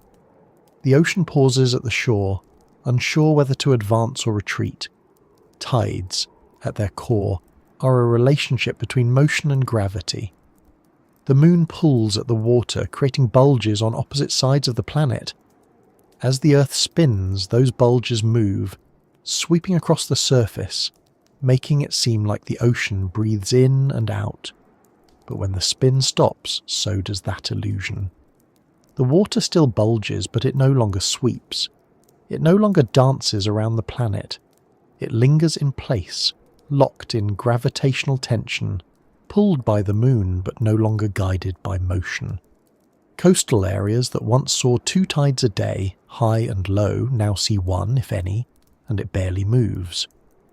On the side of the planet directly facing the moon, the tide remains high, held there by the pull. It doesn't crash or swell, it just sits, persistently elevated, a permanent high tide that slowly reshapes the shoreline. The sand erodes not from movement, but from pressure. Salt water creeps higher up beaches, not because it's surging, but because it has nowhere else to go. On the opposite side, the point farthest from the moon, a second bulge remains, created not by pull but by inertia, a leftover from when the oceans once moved in balance. This too becomes a fixed feature. Another stretch of high tide locked in place, unchanging. Between these two zones, the sea level rests lower, not as a tide but as a plateau. No rise, no fall, just a stillness that, over time, feels unnatural. Ports that relied on the cycle find themselves stranded. Docks built to float now sag uselessly beside their moorings. Ferries run aground, oyster beds dry up, aquaculture farms lose their flow. Coastal ecosystems adapted to the breathing rhythm of the sea begin to falter. Mangroves, which depend on the pulse of salt and fresh water, begin to die. Tide pools, once renewed twice a day, stagnate. Species that relied on the changing depth, crabs, clams, sea stars, disappear. They don't go extinct all at once. They just don't return after the last cycle ends. Some coasts adapt. Artificial pumping systems mimic tidal flows in certain bays. Controlled flooding maintains wetlands. Scientists experiment with synchronized sea gates, opening and closing in patterns that simulate the old dance. It's not perfect, but it's something. Farther offshore, the open ocean behaves differently. There, the water is less about tide and more about gravity redistribution. With the equatorial bulge collapsing, some ocean basins deepen, others shift. Underwater ridges rise or fall. Currents change direction, not because of wind or temperature, but because the landscape beneath them is moving. The moon still orbits, of course. Its pull is still there, but it loses some of its voice. In a spinning world, the combination of lunar gravity and Earth's motion created dynamic friction. That friction transferred angular momentum from the Earth to the moon, slowly pushing it farther away. A few centimetres per year. Barely perceptible, but measurable. Now, with no spin, that friction ends. The moon stops drifting. Its distance stabilises. Its orbit begins to tighten, very slowly. Not dangerously, but definitely. Lunar eclipses become less frequent. The length of a month adjusts, fractionally, and the night sky gains a new constancy. The moon appears in the same position over the same part of the Earth, night after night. On the day side, it becomes a pale presence against the endless sun. On the dark side, it becomes a permanent companion, casting long shadows across ice-covered seas. Culturally, the moon begins to change meaning. Without tides to follow it, the moon is no longer a timekeeper. Calendars, long tied to its phases, drift into abstraction. Moon festivals continue, but more as tradition than astronomy. Children learn about lunar cycles in school the way they learn about spinning tops, a concept from another time. Poets still write about it, lovers still point it out, but now it's the stillness that captures the imagination, not the change. The moon becomes a symbol of constancy in a world where everything else has shifted. For animals, the change in tides is more than symbolic. Marine species that spawn based on lunar cycles become disoriented. Grunion, who once flung themselves onto beaches in perfect timing with the highest tide, now misjudge their moment. Turtles, accustomed to crawling ashore during low tide, find the water never recedes. Whales that used to navigate by shifting sea depths must adapt or lose their paths. Some do. They follow chemical cues instead, or temperature gradients, or magnetism. But many do not. For humans, the change isn't just biological, it's economic. Tidal energy systems, once a growing part of the renewable energy portfolio, fall silent. Wave farms are re-engineered or abandoned. Desalination plants that relied on tidal intake must be redesigned. Insurance companies rewrite flood models. Coastal construction shifts to assume a permanent high tide in some regions, a permanent low in others. Cartographers redraw shoreline maps for the third time in a decade. The language of tides becomes ceremonial.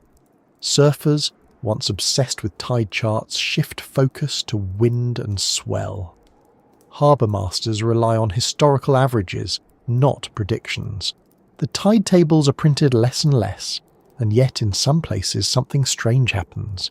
Subtle movements return, not full tides, not the rhythmic dance of old, but pulses, driven not by the moon alone, but by distant storms, tectonic shifts, ice melt, Thermal expansion.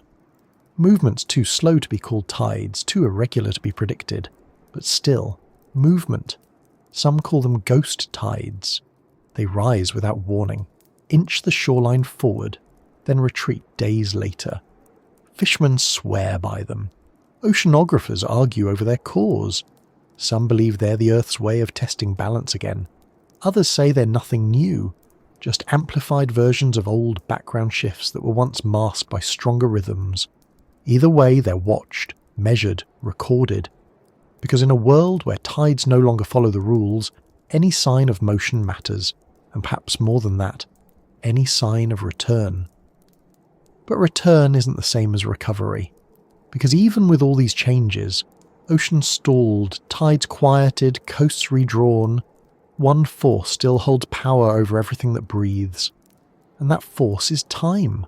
Not the kind you measure with clocks, the kind your body keeps, whether you like it or not. The Earth doesn't look like a magnet.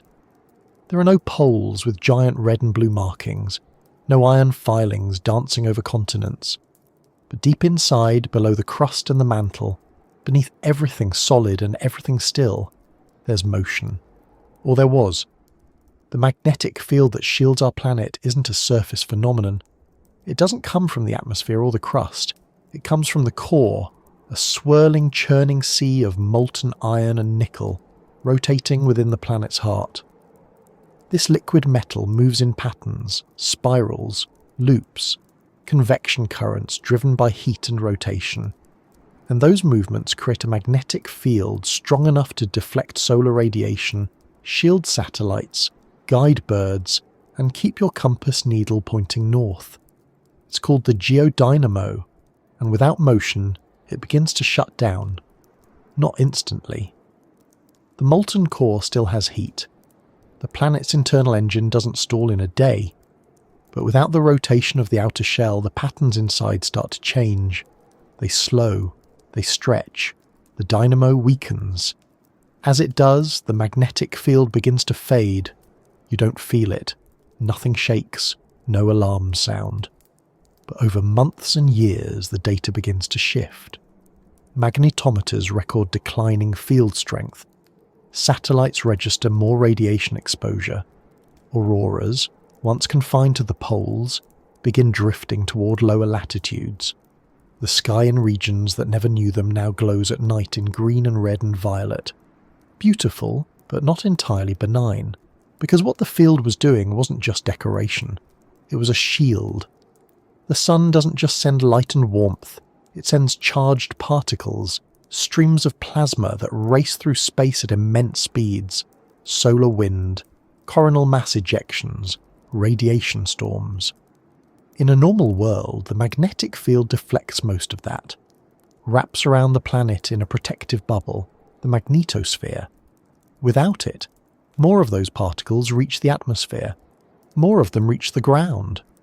At first, the changes are minor, slightly higher radiation levels at high altitudes. Airline crews and frequent flyers start to see higher cumulative doses. Recommendations change.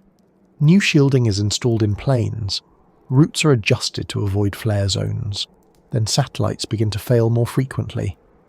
Not because of collisions or decay, but because their electronics are fried by solar particles. Shielding is added. Redundancy is built in. Some constellations are taken offline. Others are rebuilt with radiation in mind. Satellite internet slows. Communication blackouts during solar storms become normal. Eventually, ground-level radiation starts to rise, especially near the equator, where the magnetic field used to be strongest. UV indexes climb. Skin cancer rates increase. Outdoor labour becomes regulated by exposure limits. Schools build UV-safe structures over playgrounds. Public health announcements include daily radiation forecasts alongside air quality and pollen counts. Technology adapts. Consumer electronics are redesigned with hardening against electromagnetic interference. Power grids install new surge protection. Backup systems run constantly. Transformers are built to absorb or deflect geomagnetic surges. Still, blackouts happen. Sometimes local, sometimes not. Insurance companies rewrite policies to include space weather clauses. Solar observatories are funded heavily. Global alerts go out ahead of solar events, not for astronomers, but for everyone. People know the signs. When a major flare is detected, you unplug your devices, you avoid flights, you stay indoors, you wait. Some communities go underground for longer storms. People who once scoffed at solar weather become solar aware, not out of fear, but out of pattern. Another thing to monitor, another variable in a world where certainty is slowly dissolving, and it's not just technology that feels it. Nature notices too. Many migratory animals rely on the magnetic field to navigate. Birds, whales, turtles, all wired to follow invisible lines across the planet. When those lines blur, some lose their way. Nesting grounds go unused. Migrations end in the wrong hemisphere. Scientists try to intervene, using artificial beacons, radio signals, even scent cues to guide them back. Some adapt, others vanish quietly. Human navigation adjusts. GPS systems rely less on magnetic reference, more on signal triangulation. Compasses become unreliable. Explorers use sun position, satellite guidance, old methods. Adventure gear includes legacy navigation kits, not for nostalgia, but because batteries can fail in the wrong storm. And still the core keeps shifting. Some theories suggest the magnetic field might not vanish completely. It might fragment, become multipolar, not north and south, but scattered patches of different polarity. The compass doesn't spin in circles, it twitches, it lurches. Maps are reissued every few years. Magnetic anomalies become known features, places where the needle simply refuses to decide. There are periods in Earth's history when the field reversed entirely. Magnetic north became south, and vice versa. These reversals took thousands of years. Life survived them. There's no record of a mass extinction tied directly to a flip. But there was always rotation then. Always motion to feed the field, even when it stuttered. Now, the rules are different. Without planetary spin, there's no stable reference point. The field may recover, it may not. If it does, it will be weaker, more complex, less protective. And that raises the deeper question. What happens to a planet without a shield? Not just to its surface, but to its atmosphere. Because the sun doesn't just heat, it strips. Solar wind, unimpeded, begins to erode the upper layers of air. Slowly, molecule by molecule, hydrogen, oxygen, escape into space. Not fast enough to suffocate us overnight, but over centuries, perhaps millennia, enough to matter. Some scientists argue we'll adapt before then. Others suggest early signs are already measurable. Tiny drops in atmospheric density, higher levels of cosmic radiation at ground level. They say it's subtle, but measurable. And for the first time in human history, the planet starts to feel slightly exposed. There's no breach, no collapse, just the quiet realization that something invisible, something that's always been there, is fading. And that's what life does when it's not sheltered. It adjusts. But time isn't waiting. Because when the rhythms of the sky and sea go silent and the air itself begins to thin, something inside the human mind starts looking for structure again. And when the sun no longer moves and the tides no longer shift, what we look to next is not the stars, but the ticking inside us. Time never needed a clock. Long before hours and minutes, before watches and alarms, time was something felt, something seen in the sky, in the rising and setting of the sun, in the movement of shadows, in the cycles of animals and plants and seasons. For as long as we've existed, the Earth's rotation gave time its rhythm, a constant spin, a 24-hour day, a predictable arc of light and dark. This rotation is what gave us sleep, work, prayer, growth, harvest, rest. It gave us morning. It gave us tomorrow. But now the spin is gone, and with it, time, at least the kind we know, begins to unravel. It doesn't disappear. Clocks still tick. Atomic time remains accurate. Our systems are built on that precision, and they keep it well. But time without rhythm is like music without beat. Technically there, but hollow. On the sunlit side of the planet, days no longer end. There is no dusk, no signal to wind down, no darkness to cue melatonin, to soothe the eyes, to quiet the world. The body, built to follow light, doesn't know when to stop. People try to enforce schedules. Shutters close, lights dim, routines are kept. Apps simulate sunrises. Homes are lit to mimic evening. But even with that effort, the body knows. It senses the constant light. Sleep becomes harder. Dreams fragment. Circadian rhythms begin to stretch or collapse entirely. Insomnia becomes common. Fatigue, chronic. The mind begins to measure time by task instead of sunlight. Work time, rest time, meal time, none of it tied to anything outside. People begin to live on artificial cycles, 20-hour schedules, 26-hour cycles, polyphasic sleep patterns. Some follow isochronal rhythms, a perfectly balanced block of hours, repeated regardless of natural time cues. On the dark side, it's the opposite. Constant night, no sunrise, no morning. People wake by vibration alarms, by scheduled heat cycles, by shifts in artificial lighting. Seasonal affective disorder becomes permanent. Vitamin D deficiency is addressed with supplements, UV therapies, wearable patches. Schools start later, work shifts adjust to accommodate longer sleep cycles, or reversed ones. Some communities sync with other regions across the twilight band, choosing a shared rhythm to feel less isolated in their own sky. Others remain untethered, free-floating in their own loops of rest and activity. Global coordination becomes a new kind of challenge. With no shared daylight, standard time becomes more abstract. Countries disagree on what time it is. Some stick to UTC. Others adopt light-based time. Hours sync to their location on the planet's face, whether sunlit or not. Conferences are scheduled using coordinated cycle blocks. Time zones replaced by wake-work sleep units.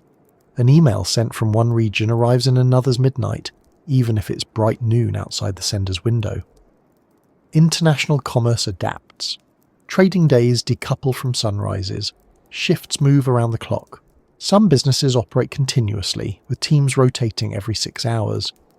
Customer service bots track human sleep cycles to avoid waking users. Digital calendars display personal circadian health scores alongside event reminders. Children grow up learning time as a modular system, no longer morning or afternoon, but phase 1, phase 2, rest zone, sleep interval. Watches are replaced by wearable schedulers that adjust plans based on fatigue, brainwave activity, exposure to light, mood. But not everyone follows the artificial patterns. Some live wild time, untethered to systems letting the body decide. They wake when they're rested, sleep when they're tired, eat when hungry, work in blocks, not hours. It sounds chaotic, but for many it brings clarity, especially on the dark side where the pressure to perform like it's day fades away. Philosophers start to ask new questions, not what time is it, but what is time without rhythm? Is it still linear? Is it useful? Some argue that time is now emotional, felt in moments, in memory, in motion. Others argue for returning to nature's old clocks, the bloom of certain flowers, the cry of migrating birds, the cycles of human biology itself. And inside our bodies those clocks still tick, though they're confused. The suprachiasmatic nucleus, the brain's master clock, used to reset with every sunrise. Now, deprived of natural light cycles, it drifts. Hormone production shifts. Metabolism follows new patterns. Digestion slows at odd hours. Peak focus arrives unexpectedly. Labs run studies on decoupled humans. Isolated from external cues, test subjects settle into internal days that stretch beyond 24 hours. Some land at 25, some at 27, a few reach 32. The body keeps ticking, but it wants to write its own schedule now. Social norms adapt. Meals are no longer tied to specific hours. Restaurants open in 4-hour waves, overlapping with other businesses that work on completely different rotations. Relationships strain and reform across cycle mismatches. New dating apps include phase alignment scores to increase compatibility. Language evolves. Good morning becomes less common, replaced by neutral greetings like, hope you're rested, or are you in phase right now? Time becomes a personal metric, no longer assumed, always asked. And in the arts, something begins to shift. Films no longer use the sun to show the passage of time. Stories unfold without clear transitions. Novels are written in non-linear fragments to mimic the way memory floats unanchored. Music follows suit. Less emphasis on chorus and verse, more on drift, flow, return. The concept album makes a quiet comeback. Religions adapt. Some continue rituals tied to traditional time. Sunrise prayers, fasting cycles, lunar months. Others realign to biological rhythms, encouraging faith practices based on rest, attention, emotional cycles. The Sabbath becomes a personal reset, not a collective pause. And still, we long for rhythm. People build personal routines like scaffolding around their days, not because they need to, but because they want something steady. A walk at the same hour even if the sky never changes. Tea at the same moment in their energy curve. A bedtime song, a stretch, a silence. Because even when the world stops moving, the human mind doesn't. It loops, it wanders, it remembers. And in that remembering we begin to find new kinds of time. The time it takes to forget. The time it takes to heal. The time between changes. The time a story lives inside you before it fades. Not everything needs a clock, but everything eventually needs a rhythm. And while we chase that rhythm, something else is happening. As the planet settles into stillness, the calendar starts to crack. Because if a day no longer means anything, what happens to a year? In a world that no longer turns, you don't wake up to a sunrise. Not anymore. The light doesn't come in through the window, it doesn't climb the wall, it doesn't warm your skin. You don't measure the morning by the way your room brightens, or the way the air smells different, or how birds begin to sing. Because without rotation, the sun doesn't rise, it stays. Wherever you are, whatever part of the planet you live on, the sun is either fixed above you, or it's gone completely. And it stays that way for a very long time. Not days, months. Half a year of unbroken light. Half a year of night. People used to think of the day as the basic unit of time. It was our most intimate loop. Sleep, wake, work, rest. A shape we could trust. But now that shape has changed. The Earth still orbits the Sun. That hasn't stopped. It still takes about 365 days to complete one lap. But with the spin gone, that orbit becomes something else entirely. It becomes the only motion that matters. What used to be a simple 24-hour day, light and dark, now unfolds over an entire year. At first, it's hard to notice. The sun seems stuck in the sky, unmoving. But if you measure it carefully over weeks, you begin to see it shift. Not across the sky, but across the horizon, slowly sliding from east to west, following the planet's slow progression around the sun. This is the new day, and it lasts 365 times longer than the one you grew up with. On the sun-facing side of the planet, the light begins softly, a long, slow dawn stretching over weeks. Then it intensifies. The sun climbs, so gradually that the change is invisible from one moment to the next. Each week warmer than the last. Shadows shift by centimetres. Plants track the sun. But not in arcs anymore, just in gentle turns stretched over seasons. Around month 3 the light reaches its peak. The sun sits almost directly overhead. This is solar noon, and it lasts for weeks. The heat is unrelenting, building strain under continuous expansion and contraction. Water storage becomes critical. Solar power works beautifully, but demand spikes as cooling becomes essential for survival. And still, the sun doesn't move. It stays there, above you, unwavering. A midday that lasts the length of a traditional summer. Days blur into one another. People schedule sleep based on temperature, not light. Work begins in artificial night cycles, indoor lighting designed to mimic sunset simply to give the mind something it recognizes. And then, at last, the sun begins to slide westward. Slowly at first, then more noticeably. Weeks pass. The light softens. Shadows grow longer. What once would have been a 10-minute sunset now lasts for over a month. The golden hour becomes a golden season. The world glows amber. The air cools. Plants respond. The atmosphere shifts. Animals migrate across the twilight zone following the shrinking line of comfortable temperatures. Some have adapted. Others simply follow instinct, trusting something ancient even if it no longer works quite right. And then, just like that, the sun disappears. Not in a flash, but gradually. A sunset that begins in one month and ends in the next. On the far side of the planet, everything has been happening in reverse. While half the Earth baked under a half year of sunlight, the other half sat in darkness. Not dusk, not nightfall. A true, unmoving night. The kind where even the stars seem different. Because without rotation, the night sky no longer spins above you. Constellations don't wheel overhead. There's no arc of motion. Instead, the stars hold their positions, frozen in place. You could mark them on glass, trace them. They wouldn't move. The moon too behaves differently. Its cycle, once regular, now detached from your experience of night.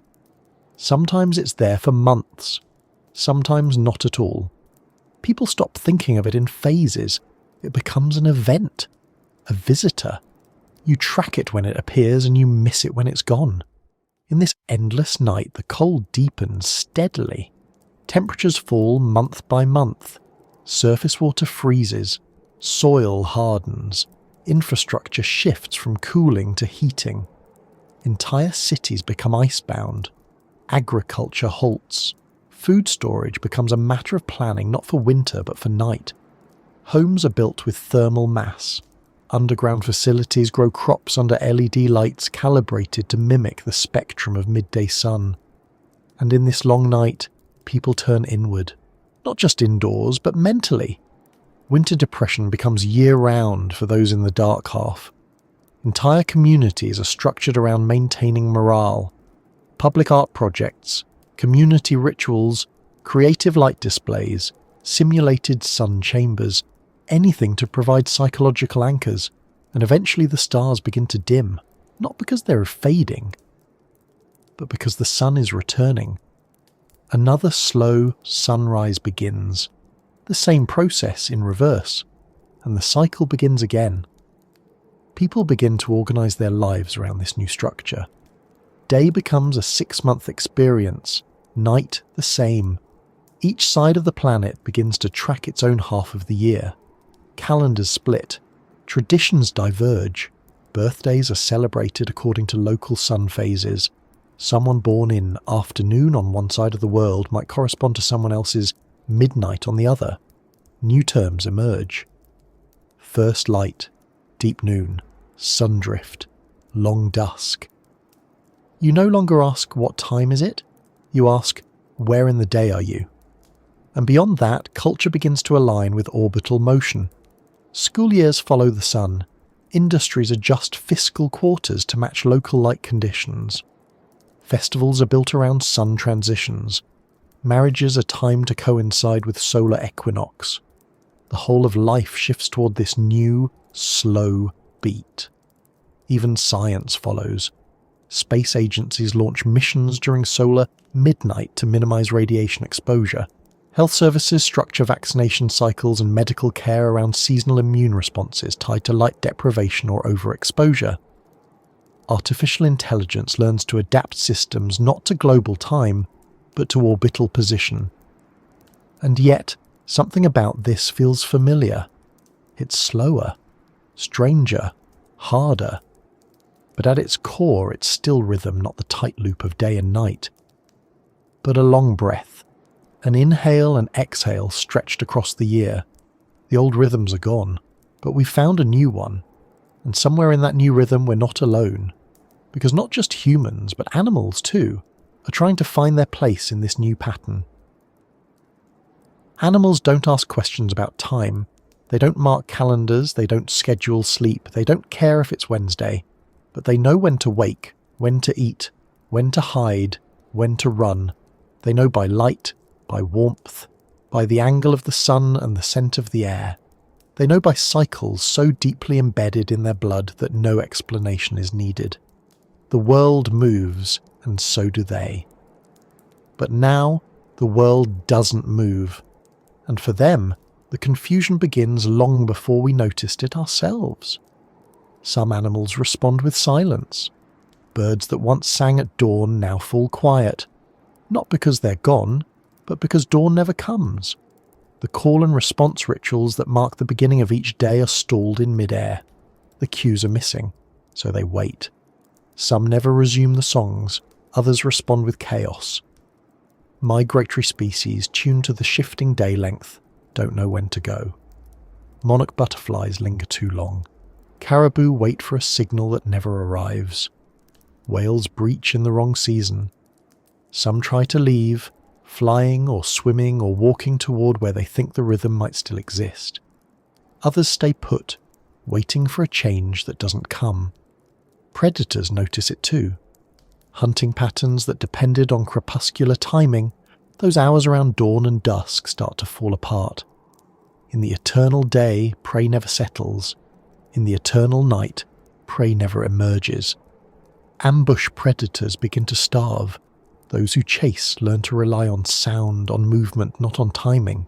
The result is imbalance. Some populations boom, rodents in the dark, insects in the heat. Others crash.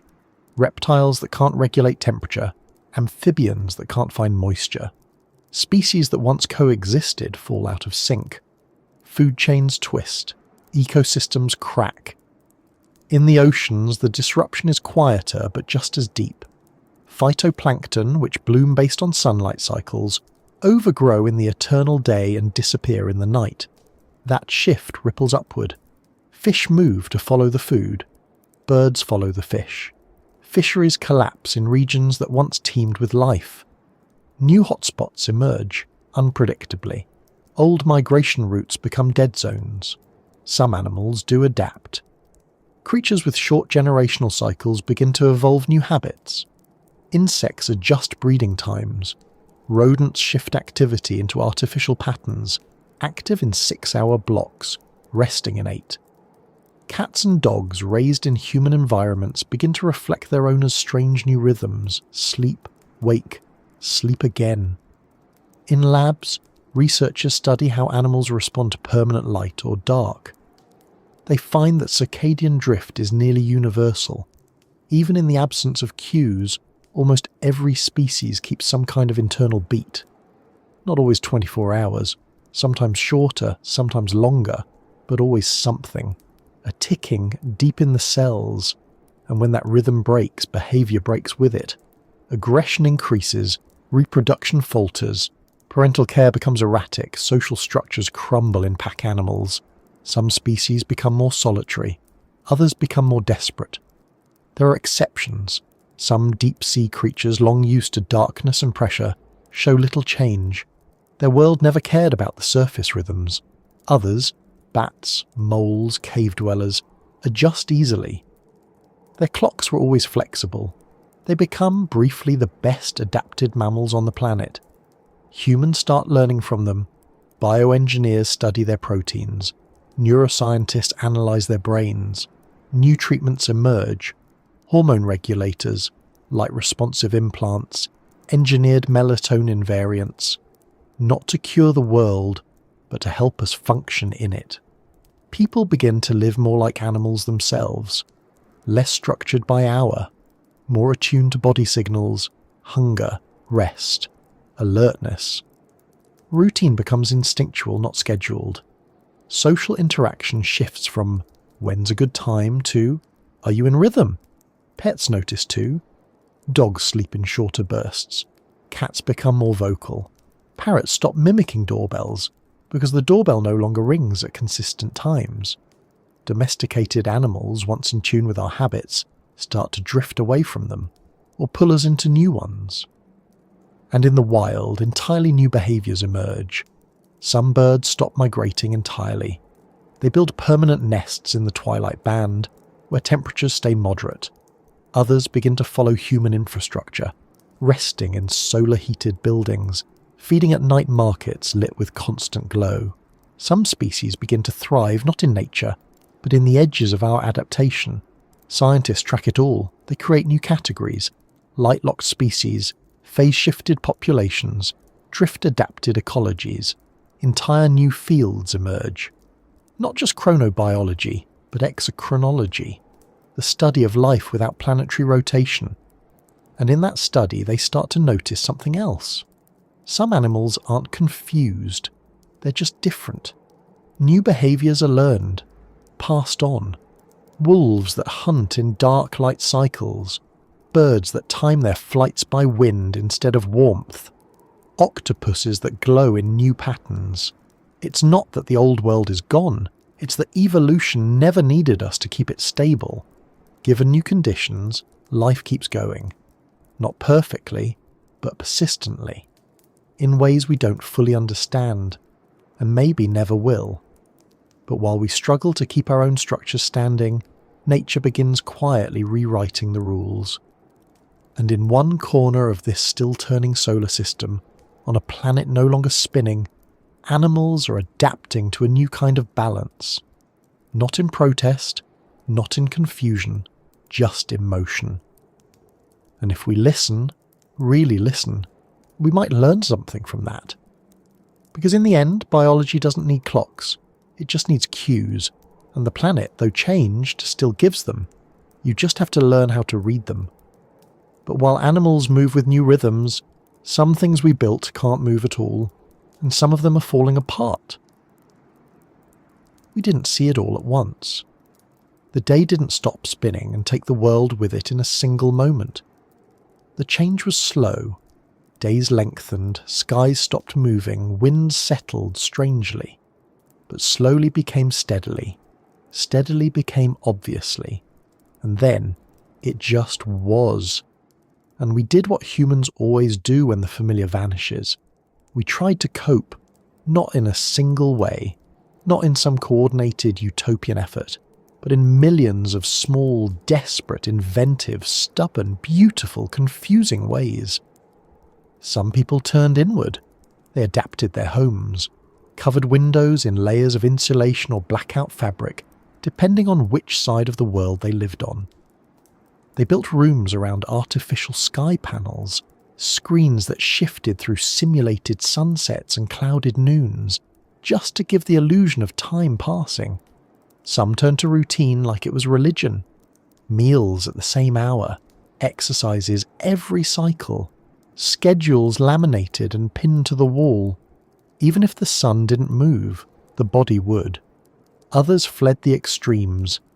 Entire populations began to migrate toward the twilight zones, those narrow bands between the scorched and the frozen, where day and night met in something close to balance. Cities rose fast there, temporary at first, tents, prefab domes, communal barracks, then permanent, arcologies, vertical farms, habitable towers designed to regulate their own internal weather, light, temperature. Governments tried to follow. Some relocated capitals, others fractured entirely, leaving behind frozen cities and sending representatives into mobile parliaments. International law bent and twisted. New coalitions formed, not always along old political lines, but based on survivability. Climate corridors, food-sharing alliances, energy networks. There were disagreements. Who owns the land in the habitable zones? Who gets access to the remaining fresh water? What laws apply when your country no longer has a stable territory? some conflicts emerged. Not world wars, not all at once, but tension, standoffs, trade restrictions, mass cyber-sabotage. A world built on fast, seamless logistics suddenly became slow and territorial again. The flow of goods didn't match the flow of need, and so people started building what they needed themselves. Decentralization became survival. Homes turned into power generators, rooftop solar, wind funnels, thermal batteries. 3D printers re-emerged in popularity, not for toys, but for tools, parts, shelter frames. Local farms reappeared, vertical gardens, mushroom walls, insect nurseries, water recycling systems the size of a dishwasher. Survival wasn't glamorous, but it was often collaborative. Cities became quieter. Some were abandoned, others shrank to core neighbourhoods. Mass transit fell out of use in places where tracks buckled or froze. Electric bikes, hand-pulled carts, insulated pods. The movement was slow, sometimes erratic, sometimes dangerous. Entire sectors of industry shifted to servicing adaptation infrastructure, repairing filtration systems, insulating buildings, updating light calibration schedules. On the social side, people searched for grounding. Some returned to old stories, myths and folklore that explained a world in crisis. Others wrote new ones. Artists, as they always do, began to reinterpret what existence meant without rhythm, without sunrises, without seasons. Music changed tempo. Books abandoned chapters for seamless flow. Games shifted from fast reaction to immersive drift. Mental health care became a global concern. On the light side, overstimulation and insomnia. On the dark side, fatigue, hopelessness. Therapy changed shape. Fewer couches and notepads, more sensory modulation, communal story sharing, ritualized breaks. People practiced artificial fasting to simulate seasonal shift. They held silence rituals during long light. They sang into the dark. There were also those who denied it, not out of ignorance, but as a kind of rebellion. Communities formed that lived by the old clock. They kept strict 24-hour cycles regardless of light. They marked fake sunrises and sunsets. They resisted new language, insisted on morning and night, winter and summer, not out of practicality, but because they couldn't let go, or didn't want to. Others embraced the shift with almost religious fervour. Philosophies emerged built around stillness, groups that saw the stopping of the spin as divine instruction, to slow down, to turn inward, to abandon ambition, to listen. The world stopped, they'd say, so we could start hearing ourselves. Not cults necessarily, just belief systems that made peace with the silence. Education transformed. Children no longer learned geography as fixed. Maps were layered with climate drift, territory zones, orbit phases. Time wasn't taught with hours, but with energy cycles, alertness windows, shared rhythm cues. New math systems were developed to model behavioural drift. New languages dropped time-based metaphors entirely. Don't waste time became don't waste effort. It's getting late became you're fading. And always, behind it all, was technology. Software designed to help people synchronize. Work schedules that adapt to circadian data. Communication tools that track light exposure. Health apps that recommend when to speak or rest, based on phase alignment with the people you care about. AI systems became more essential and more invisible.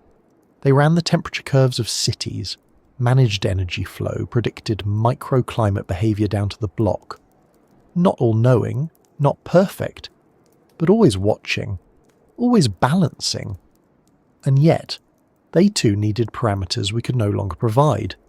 Models trained on rotation, sunrise, seasonality. Now they learned from new data, from us. We became the pattern, and maybe that was the hardest thing to accept.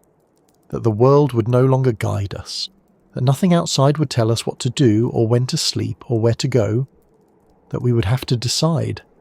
And for many, that freedom was terrifying. But for others, maybe just a few, it was something else. A beginning. And somewhere in all of it, people started to remember that they'd never really needed the sun to tell them how to live, only each other. But even in the most adapted places, something else kept catching up. A deep fatigue, not physical, not even emotional, something else. So, after all this, could the Earth actually stop spinning? In short, no. Not like this. Not in a sudden, full stop kind of way. Not by anything we're likely to witness. Not even with our most powerful machines or worst intentions. The Earth spins because it was born spinning. From the moment our planet formed, out of clouds of dust and rock it carried momentum. Angular momentum, to be precise. The same way a skater spins faster when they pull their arms in, the planet took shape while rotating, and it hasn't stopped since. There's nothing keeping it spinning. No engine, no motor, just inertia and space. And that's the trick. There's also almost nothing slowing it down. Over time, very long time, the spin does change. Tides, pulled by the moon, create friction with the Earth's crust. That friction acts like a brake. Tiny, gentle, and constant. Right now, it adds about 1.7 milliseconds to the length of a day every 100 years. Barely enough to notice. But over billions of years, enough to matter. In fact, we have evidence that days used to be shorter. Fossil corals from hundreds of millions of years ago show daily growth rings. Those rings suggest there were once more than 400 days in a year. The planet spun faster. The days were about 21 hours long. The slowdown is real. It's just glacial. And it won't stop completely. At most, over immense timescales, the Earth could become tidally locked. Like the moon is to us. It would still orbit the sun, but it would rotate just once per orbit. Always showing the same face to the sun. Permanent day on one side, eternal night on the other. That's similar to what we imagined earlier, but it wouldn't happen in our lifetimes. Not even in our species' lifetime. Estimates say it could take tens of billions of years. More time than the sun has left before it swells into a red giant and vaporizes everything. So yes, technically it's possible. But not in a way we'd ever experience. And certainly not in the way we've explored here. This has all been a thought experiment. An exercise in following consequences. If we took one thing, the Earth's rotation, and removed it, what would fall apart? What would adapt? What would we try to fix? What would we try to remember? And what would we quietly let go? It's strange to think that something so constant, something we never even feel, is holding so much together. But that's how the planet works. Its biggest forces are silent. Its most important systems are invisible. Its most fragile balances aren't obvious until they shift. And the Earth spinning beneath your feet, that's one of them. We don't notice it because it's always been there. But without it, almost nothing would feel familiar. So no, the Earth isn't going to stop spinning. But if it ever did, well, you'd know. And before we bring all of this to a close, there's still one more place to go. One last idea to settle with, in the stillness. We've wandered through a world that doesn't turn. A place where the sun no longer rises or sets, where clocks lose their grip, where oceans stall, skies freeze, animals drift, and humans try. We imagined what would fall apart, what might hold together, what we'd miss and what we'd forget, what we'd build and what we'd carry forward even when nothing outside seemed to move. And now, after all that imagining, after all the strange physics and personal rituals and long, slow days, we're still here, still turning thoughts over, still asking what it means to live on a planet that spins quietly beneath our feet. Because really, the Earth hasn't stopped. Not yet. Not today. Probably not ever. And that means we still have our rhythm, our sunrises, our dusk, our sleep, our wake, our sense of time as something that happens not just in hours, but in the body. In the way birds start singing before the light reaches the window. In how your thoughts stretch differently depending on whether it's morning or night. We still live inside that rhythm. But maybe, just maybe, by imagining its absence, we understand it better. The quiet miracle of the world gently spinning us into tomorrow. The background motion that turns chaos into sequence. That gives the oceans their breath. That gives time its shape. That gives us something to dream against. And that's the funny part. In the stillness we imagined, we still found rhythm. We still built stories. We still adapted. We still dreamed. And that's what we do. As long as we're here, as long as something turns, out there or in us, we'll keep finding ways to make meaning. So if the planet ever does stop spinning, you'll know what to do. Until then, you can rest easy. You're still turning. Good night.